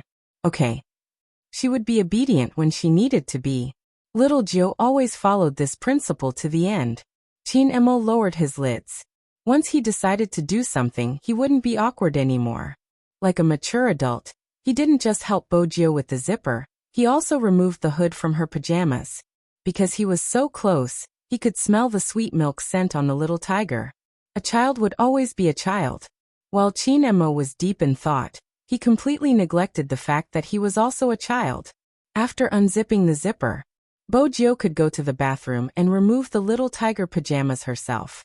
She was especially serious when she showered. At the same time, she thought about whether she had redeemed her image in the little princess's heart after today. In conclusion, it should be considered a success. As little Bojo thought about it, she splashed some shampoo on her head. The white foam accidentally flowed into her eyes. She used her little hands to rub them, and started to wash again. It was a manly way of washing. Young Master Chin didn't see her washing. If he had seen it, he would have corrected her. After the shower, Bojo looked even fairer. She didn't let go of the little keyboard in her hands. Her hair was wet and looked very naughty when she shook it. There was even a lock of hair that was dyed silver sticking out. She looked like a cat that had just been scooped out of the water, and hadn't had time to clean its fur. There would always be a cat that wanted to dress up as a little tiger. This was the perfect example. Chinemo glanced over. In the end, his gaze landed on the hair that was dripping with water. This time, the person didn't go under the blanket. Chinemo knew the reason clearly. Yesterday, because he had spoken, she had been afraid to disturb him. Hence, she had slept like that. With this thought, all of Chinmo's impatience disappeared. It was obvious that the little tiger didn't know how to dry her hair. She held onto a towel, and rubbed her head randomly. She coughed from time to time and hummed a tune. In the end, Chinemo couldn't stand it anymore. Come here. When Bojo heard this word, she was confused. Then she walked over with a confused expression. Chinemo didn't say anything. He took the white towel over. His aura was cold. It was a deterrent. Children are like that. Perhaps, sometimes, they might not necessarily listen to adults. But when he met someone of the same age who was colder than him and couldn't see through him, he would subconsciously listen to him. Young Master Chin's aura had never been a joke since he was young. In the military compound, no matter how much those naughty kids liked to cause trouble, they would subconsciously restrain themselves in front of him. That was why all the grandfathers in the courtyard called him the Child King. Of course, one couldn't just rely on one's temperament. There was a certain amount of fist power in it. Chinemo wasn't the kind of person who wouldn't fight. It was normal for boys to behave this way. But his style had always been different from hers. Bojo was convinced. It was the kind of coldness that emanated from the inside out after one hit that made people not dare to stab him again. This was the voice of a brat from a certain military compound. Chinemo had never imagined that there would be a day when he, the king of children, would have to take care of a child. After he took the towel, he thought of something else.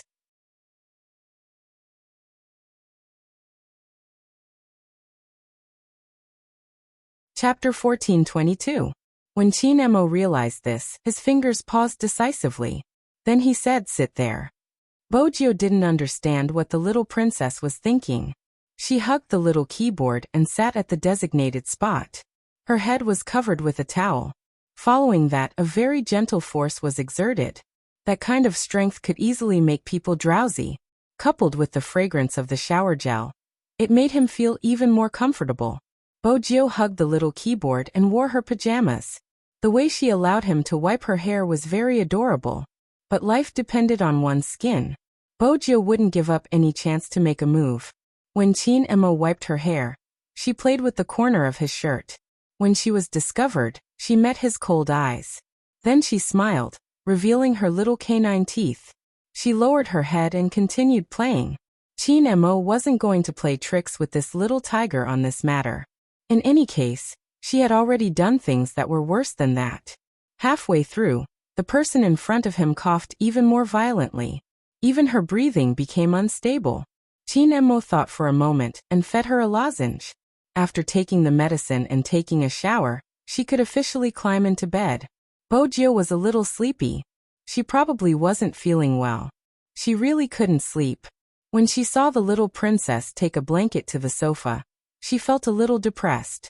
Although she had expected that the little princess wouldn't like to sleep with her, she didn't think that he would like to sleep with her. But when she saw this, she still felt that she hadn't tried hard enough. Once she recovered, she would force herself on him. She couldn't do it now. She might infect the little princess. Bojio thought about this and decided to hug her little keyboard to sleep. Chinemo lay on the sofa. There was only one wall lamp left in the entire bedroom. It was still snowing outside. When the owl flapped its wings, it would always move the snow on the Christmas tree. Occasionally, there would be the sound of a dog barking outside. These sounds had a hypnotic effect. But anyone who had a cold or fever would know this. Fever was never something that could be cured in a day, especially a child. Moreover, Bojio was obviously suffering from a fever. Otherwise, she wouldn't keep coughing. In reality, she wouldn't be able to sleep well. Bojio realized this too. That was why she hugged the little keyboard and tried not to cough. It would disturb Momo's sleep. Just as Bojio was thinking about this in a daze, a fair little hand landed on her forehead. After feeling the slight heat, her cold little face was even colder than before. It must be a little fever. Fortunately, it was not a high fever. Chinemo walked to the side and brought a cup of warm water over. He knew that the little tiger wasn't asleep, so he reached out and pulled her up. Momo. Bojio's eyes were still wide. Chinemo placed the cup in front of her mouth and said only one word, "Drink." Bojio lowered her head, her stomach rumbling. After she finished drinking, he gave her some more medicine, and used his left hand to touch her forehead again. Bojio was very obedient. Chinemo glanced at the things in her arms. The keyboard is cold. If I don't hug something, I won't be able to sleep. Bojio said whatever was on her mind. Momo, why don't you let me hug you?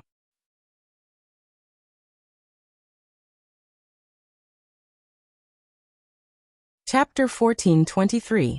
Her plan was exposed. Bojio felt a little regretful. She changed to another object, but the effect was the same. He probably noticed her discomfort. Chinemo asked casually, "Can't sleep?" Her voice was a little muffled. She probably wanted to cough. Chinemo walked over and poured another glass of water. But this time, other than water, he took a book from the bookshelf. That book was the one he read every day.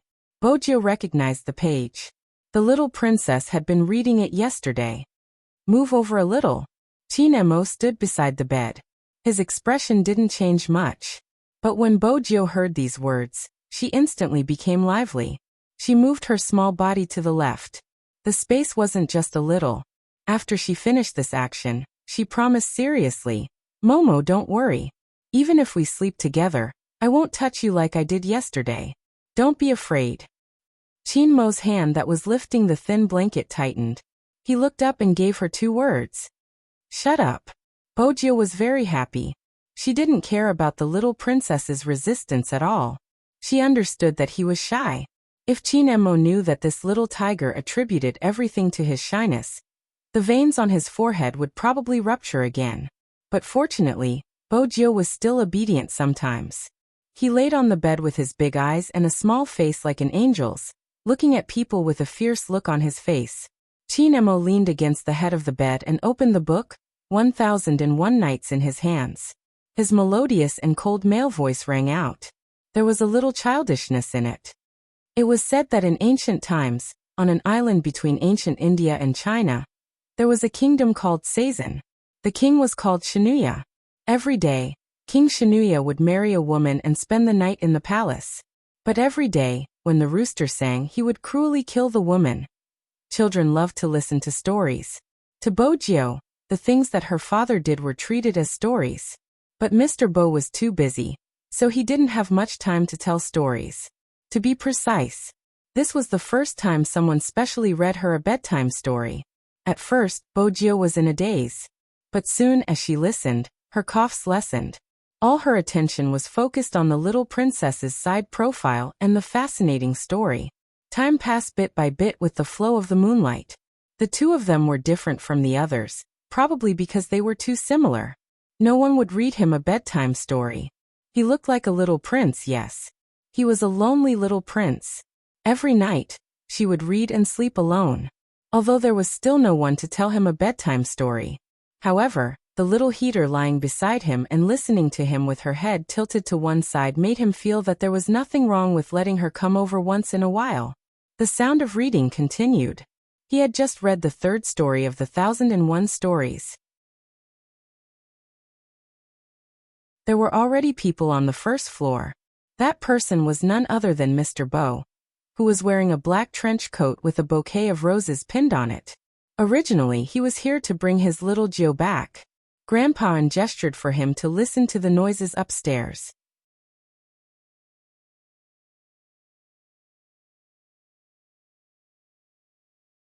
Chapter 14:24. Grandpa smiled too. I heard from the butler that my grandson knew there was no one in the Bo family, so he specially asked him to send supper over. This morning it was funny. He was a little unhappy that your little tiger wasn't around. Mr. Bo tilted his head and lit a cigarette. No matter what he did, there seemed to be an uneasy aura around him. That's good. There have been many things recently. I'm assured that she is with you. Grandpa rarely knew what he was doing. He asked, "That's why you didn't go back to the castle?" Ah. Mr. Bo flicked the cigarette ash with his long and slender fingers. He suddenly smiled. I'm not going back because I enjoy living off a woman. Of course, Mr. N won't understand. After all, my wife is too capable. Old Master N felt that it was enough to have such a friend despite the difference in age. He didn't feel ashamed of living off a woman. Instead, he felt proud. Speaking of which, he hadn't been active for a long time. Recently, he started again.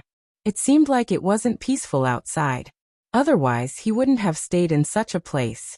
It was probably because he wanted to protect his family. After all, he was no longer the king who came and went alone. This man was a legend who could shake many industries. However, he was raised as a little puppy at home. No, that wasn't right. The only person who would treat him as a little puppy was Joe's mother. Mr. Bo understood what Grandpa meant by his gaze. However, he didn't care. He left behind a sentence. I'll come and fetch my little Lord Joe tomorrow. Then he disappeared into the boundless night. However, even though he was standing under the streetlight, he could still see the reflection on the second floor. The 2 little people weren't close to each other, but they were on the same bed. Mr. Bo smiled lightly. It was rare for his little Lord Gio to like someone so much. However, the kid from the Qin family was quite capable. He knew how to read stories to make children happy. He had never told his little Lord Gio fairy tales before. Mr. Bo stretched out his hand and flicked the cigarette, but into the rubbish bin in the courtyard. When he raised his lids, he realized that the lights in the house were turned on. He smiled. He was prepared to walk 2 rounds outside to disperse the smell of smoke before entering. First, he had to make sure that he didn't smell so bloody. Mr. Bo's legs were long. When he moved in the night, he was like an ancient night walker, landing silently. Soon, he changed into a new set of clothes in the basement. When he reappeared in the living room, he was wearing a pure white t-shirt with casual cotton-padded pants and a pair of glasses. The way he dressed made him look like a college student.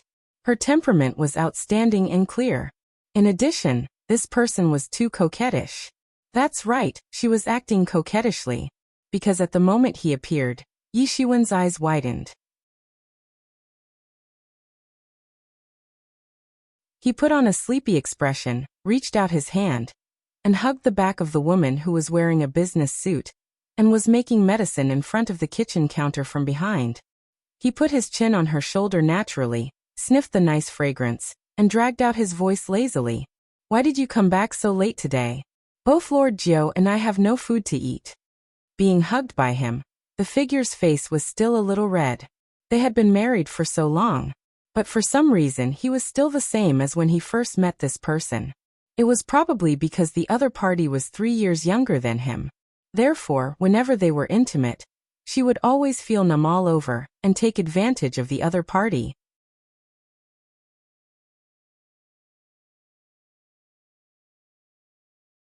Chapter 1425. Isn't there a nanny? As a female CEO who was good at handling company affairs, she was always exceptionally patient when facing her lover. She wasn't as cold as the rumors said, but her temperament was still there. When she turned her face, her figure was very beautiful. Mr. Bo didn't move his hand away. He seemed to know that she was uncomfortable, but his breath still lingered on her snow-white neck. The nanny doesn't cook well. As expected, the figure trembled. "I'll cook you some porridge." "I don't want to eat porridge now." The hint was probably too obvious because his slender fingers were already on the button of her suit. With a smile, his voice was a little deep. "Jiu isn't here today." She couldn't resist that kind of temptation. Even if someone said that the person in that family wasn't as simple as he looked, she still couldn't resist. And he was like a little puppy in front of her, always making her comfortable. Only in this kind of situation would he show his ruthless side. When she realized that she was being carried and placed on the kitchen counter, the temperature in the room was already very high. Everything seemed to be indescribable. Only her heartbeat could be heard, and the feeling that she couldn't control it anymore. She didn't even have time to ask where he went today. She was brought into the entanglement of his whole body, probably because the two of them didn't know each other through dating. Hence even now, sometimes she still couldn't let go. But the person younger than her didn't allow her to let go. He always thought of ways to make her lose her calmness. The sound of the button falling on the floor was very loud. This always made people feel ashamed. When the numbness hit her, she felt that the person was ridiculously mature. How could he be a little puppy? It was probably because the first time they met, the impression was too deep. She picked him up and brought him home. He was raised by her at home. It was as if it had naturally become her possession. From the time they met to the time they got married, it had only been 3 days. She had never asked if he was willing. Now that her daughter was already 4.5 years old, it seemed a little inappropriate to ask such a question again. But why was the person in front of her getting younger? On the other hand, she was already 3 years older than him. She was about to get old. She didn't know why, but he didn't seem to see it. Was it because young people had more needs? Thinking of this, it was inevitable that his thoughts would drift. He was unhappy that she wasn't paying attention. He bent down and bit her collarbone. "Mrs. Bo, is it because the temptation outside is too great that you can't even pay attention when you go home?" Shouldn't she be the one asking him this? He was still a graduate student. She had seen how hot the girls in the university were when she had driven to pick him up the last time. Those people didn't seem to mind that her Jiu was still on top of his head. They say men with children are more attractive.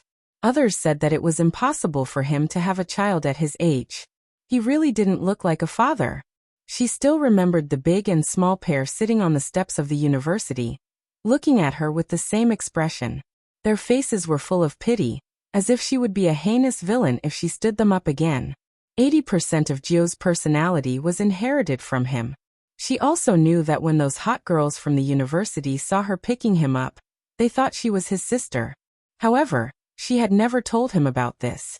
After all, young graduate students were more likable. But he seemed to be very busy recently. Looking at the face in front of him that was obviously not in the right state, Mr. Bo narrowed his eyes and the strength in his hands increased. She still wanted to struggle. Don't clothes. There are many of these clothes at home. When their breaths were really hot. It was still snowing outside. In the darkness, only their body temperature kept rising. Her entire body was covered in a thin layer of sweat after being tortured by him. He pushed her long hair away from her face and allowed her hands to wrap around his neck. His gaze was as deep as the night outside. Honestly speaking, when would his wife stop thinking about age? He was younger than her, and it wasn't something he wanted. But in her eyes, he always seemed to be different. Mr. Bo laughed in a low voice and carried the exhausted beauty up horizontally. He returned to his little puppy image. The weather outside only cleared up the next day.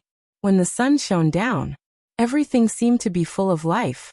The European-style courtyard was always trimmed beautifully. There would definitely be lawns and trees. There would also be a white fence. There were green plants climbing on one side of the wall. Along with the sunlight, they formed fragmented silhouettes. Qin Mo stretched out his hand to block, but he still felt that it was dazzling. This made him look down instinctively. He didn't expect to see a white and tender sleeping face. When a certain little tiger slept, she really looked like a little angel. Her eyelashes were very black and long. Each of them was distinct. When they fell down, they could even fall on her face. Her cheeks were chubby. Her mouth was slightly open and she bit her thumb. She was very mischievous as she moved her thumb. Not only that, one of her hands was placed on his waist. She looked as though she was protecting him. Qin Mo took a deep breath. Did this little tiger think that she was taller than him? Was that why she was hugging him like this? After calming his expression, he wanted to lift the small blanket on them and get off the bed. But the moment his fingers moved, he heard her call, Momo. She didn't wake up. She had called out Momo unintentionally. Maybe she had dreamed of something. But that soft and childish voice made Qin Mo's heart soften, which he shouldn't have. He didn't wake her up. Instead, he stretched out his hand and placed it on her forehead. The two of them were very close to each other. They could touch each other just by raising their hands. For Qin Mo, he had never been so close to someone of the same age. After testing the other party's temperature, he turned his face away. He didn't know why he fell asleep in such a position last night. No matter what, he couldn't let this little tiger know. It was a pity for our young Master Qin. Before he got to know a certain little tiger, young Master Qin never knew what a dark history was. But now when he thought of the difference in their height, the fact that he was carried out of the bathtub by a little tiger yesterday, and the fact that the other party had seen him as a girl because of his appearance, Qin Mo couldn't help but narrow his eyes. When he got up, he felt that his throat was a little uncomfortable. He loosened the collar of his pajamas and planned to wash up.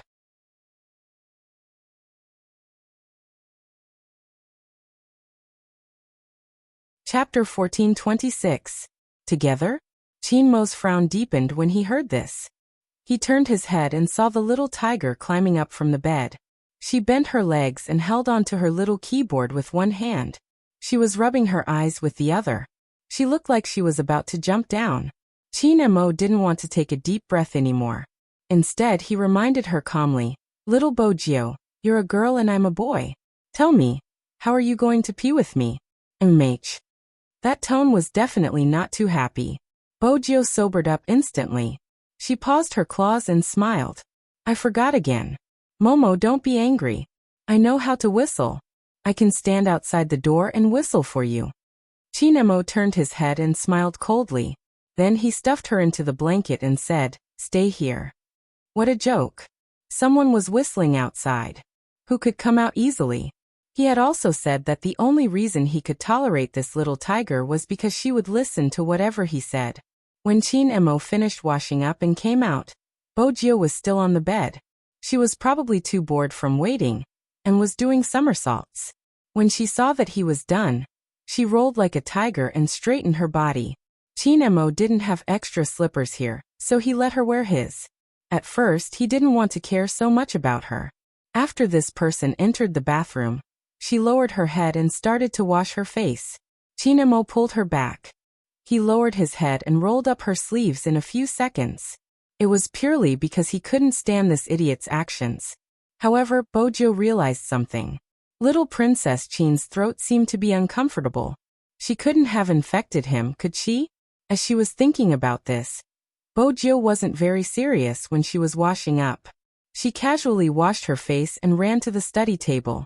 She remembered that the little princess had placed the medicine box here last night. At this moment, Bojo didn't recognize any medicine. Moreover, it was written in Chinese characters. She couldn't understand it. But she recognized the picture printed on it. Based on her good memory, she recognized the box that the little princess had fed her yesterday. Yesterday, her throat didn't hurt so much after eating this lozenges. After taking it out, he carefully dismantled one pill. Chinemo saw the little tiger's actions, but didn't pay much attention to it. He even felt that this little tiger was finally not stupid and knew how to find medicine for itself. But in the next second, Chinemo froze. That was because the little tiger used its height advantage to lift his chin and stuff a pill into his mouth. It was slightly sweet with a hint of bitterness. The taste of Chinese herbal medicine spread from the tip of his tongue. Chinmo's eyes widened. Not because of anything else, but after that person fed him the pills. She even rubbed his head and said, "Good boy, it's not bitter." As a boy, was he afraid of hardship?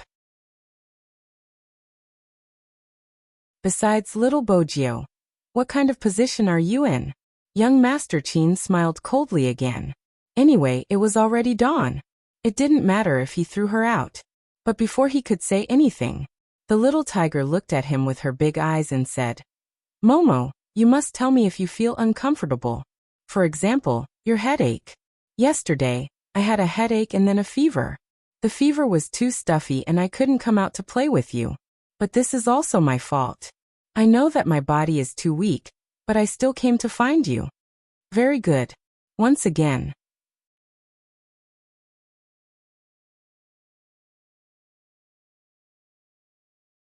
Chapter 1427.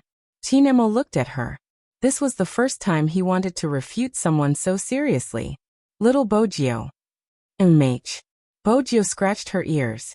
She wanted to touch his head, but the little princess didn't seem to like it. Hence, she could only retract her hand. Chinemo said coldly, "I'm not weak. Remember this." "Okay, you're not weak. But I don't want you to get sick," Bojo said logically. "It's so uncomfortable to be sick. Not only do you have to take medicine, you can't go out and play. You can't eat meat either. You can only eat porridge and vegetables. It's so painful. If you get sick like this, my heart will definitely ache." Hearing this, Chinmo's gaze paused. He looked at the fierce little face under the morning sun. Maybe it was because the sun was too good today, or maybe it was because there was no impurity in those eyes, which made his heart feel warm. No one could notice his discomfort in time. Since young, his mother had been pampered like a princess by his father. Hence, she was always slower in terms of common sense. She wouldn't take care of him. He knew that he had never blamed anyone. But sometimes he felt a little lonely. Especially at night, when he felt uncomfortable for the whole day. People would only know that he was sick the next day. That was why he gradually got used to it. When he was sick, it didn't matter if other people were around or not. Even his grandfather, who hadn't passed away, might not be able to notice it immediately when he was sick. But this little tiger knew and gave him a lozenge at the first moment. She even told him. Her heart would ache when he was sick. Chinemo moved. His fingers instinctively wanted to hold on to something. It was her restless claws that entered his hands. It was soft and suitable for his hands. Except for the fact that she was taller than him. Actually, this little tiger was quite pleasing to the eye. When she didn't speak, she was very obedient. As for other aspects, he could teach her slowly. Since she was the one who took the initiative to come to his side, he had no reason to reject her. It wasn't right. Anyway, her parents didn't care about him. It wasn't a problem for this person to belong to him, although he didn't have any specific concept of raising a child.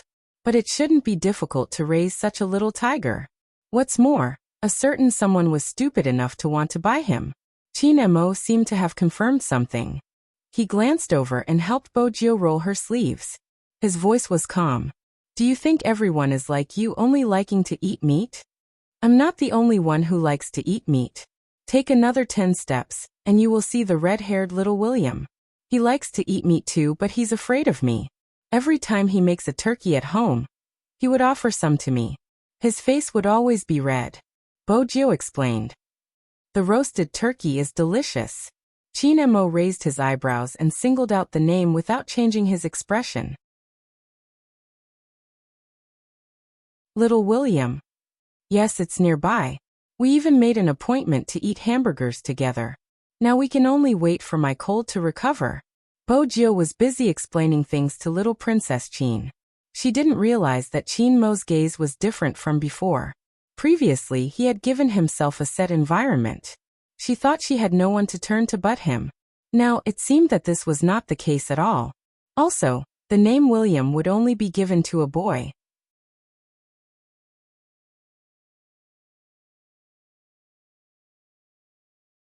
Chapter 1428. Qin Mo narrowed his eyes. He was as cold as a prince. When are you guys meeting? The day after tomorrow. Bojio told her little princess everything she knew. Qin Mo seemed to see the desire in her eyes to go out to eat hamburgers. After helping her roll up her sleeves, he said casually, Your cold should be gone the day after tomorrow. You can go out to eat. When Bojio heard this, she was even happier. Her tiger eyes lit up. Momo, do you want to go with me? Her father had said that if she wanted to raise him, she had to show some sincerity and use feelings to communicate. Bojio thought about it, and felt that other than sleeping, going out to eat meat was the best way to increase his affection. She didn't know that Qin Mo was waiting for her to say this. He smiled. Okay. He agreed. Bojio blinked. She didn't dare to believe it. After all, Momo had rejected her last night. He had wanted to throw her out of the window. Why was he different today? As expected, her father's words were true. A good night's sleep can increase feelings. Bojio was happy for a while. When she came back to her senses, she realized that little Princess Qin was wiping her hands. She seemed to have become cleaner after being by his side. This was probably what her father had taught her before. You get stained by the company you keep. When she was young, Bojio had a strong comprehension ability. That was why Qin Mo would always have a headache trying to correct her understanding of Chinese characters. The young golden-haired butler was already prepared to send Miss Jiu back to the other side as soon as he arrived. After all, he had overheard his young master using a restrained voice to say, "Little Bojio." He didn't expect that. Not only did his young master not allow him to send her back. After breakfast was served, he naturally peeled an egg for Miss Jiu, who was sitting opposite him. The most difficult thing to accept was, he even blew on the bowl of porridge beside his hand and pushed it to the opposite side. Wait a minute. The butler started to recall the energetic Chinese culture he had learned about on the internet. The main characters didn't seem like they would do this. His young master didn't seem like he was taking care of someone his age. Instead, he seemed like he was raising a child. No, that wasn't right. He was more meticulous than raising a child. There was a rule in raising a child here. It was to cultivate the child's ability to take care of himself. Things like peeling eggs and blowing on porridge to cool down would never happen here.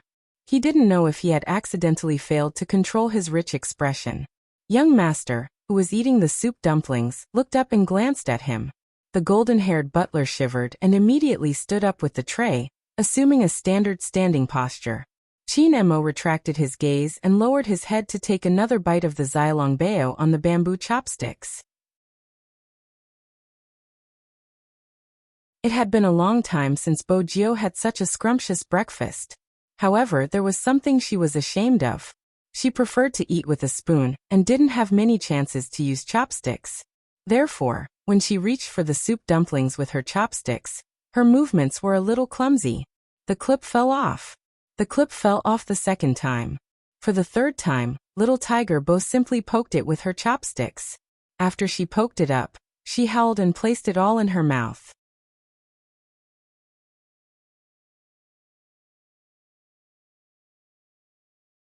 Chapter 1429. Little Tiger Bo felt so happy that she was about to fly. She wanted to use the chopsticks to poke the second dumpling. However, little Princess Chin stopped her.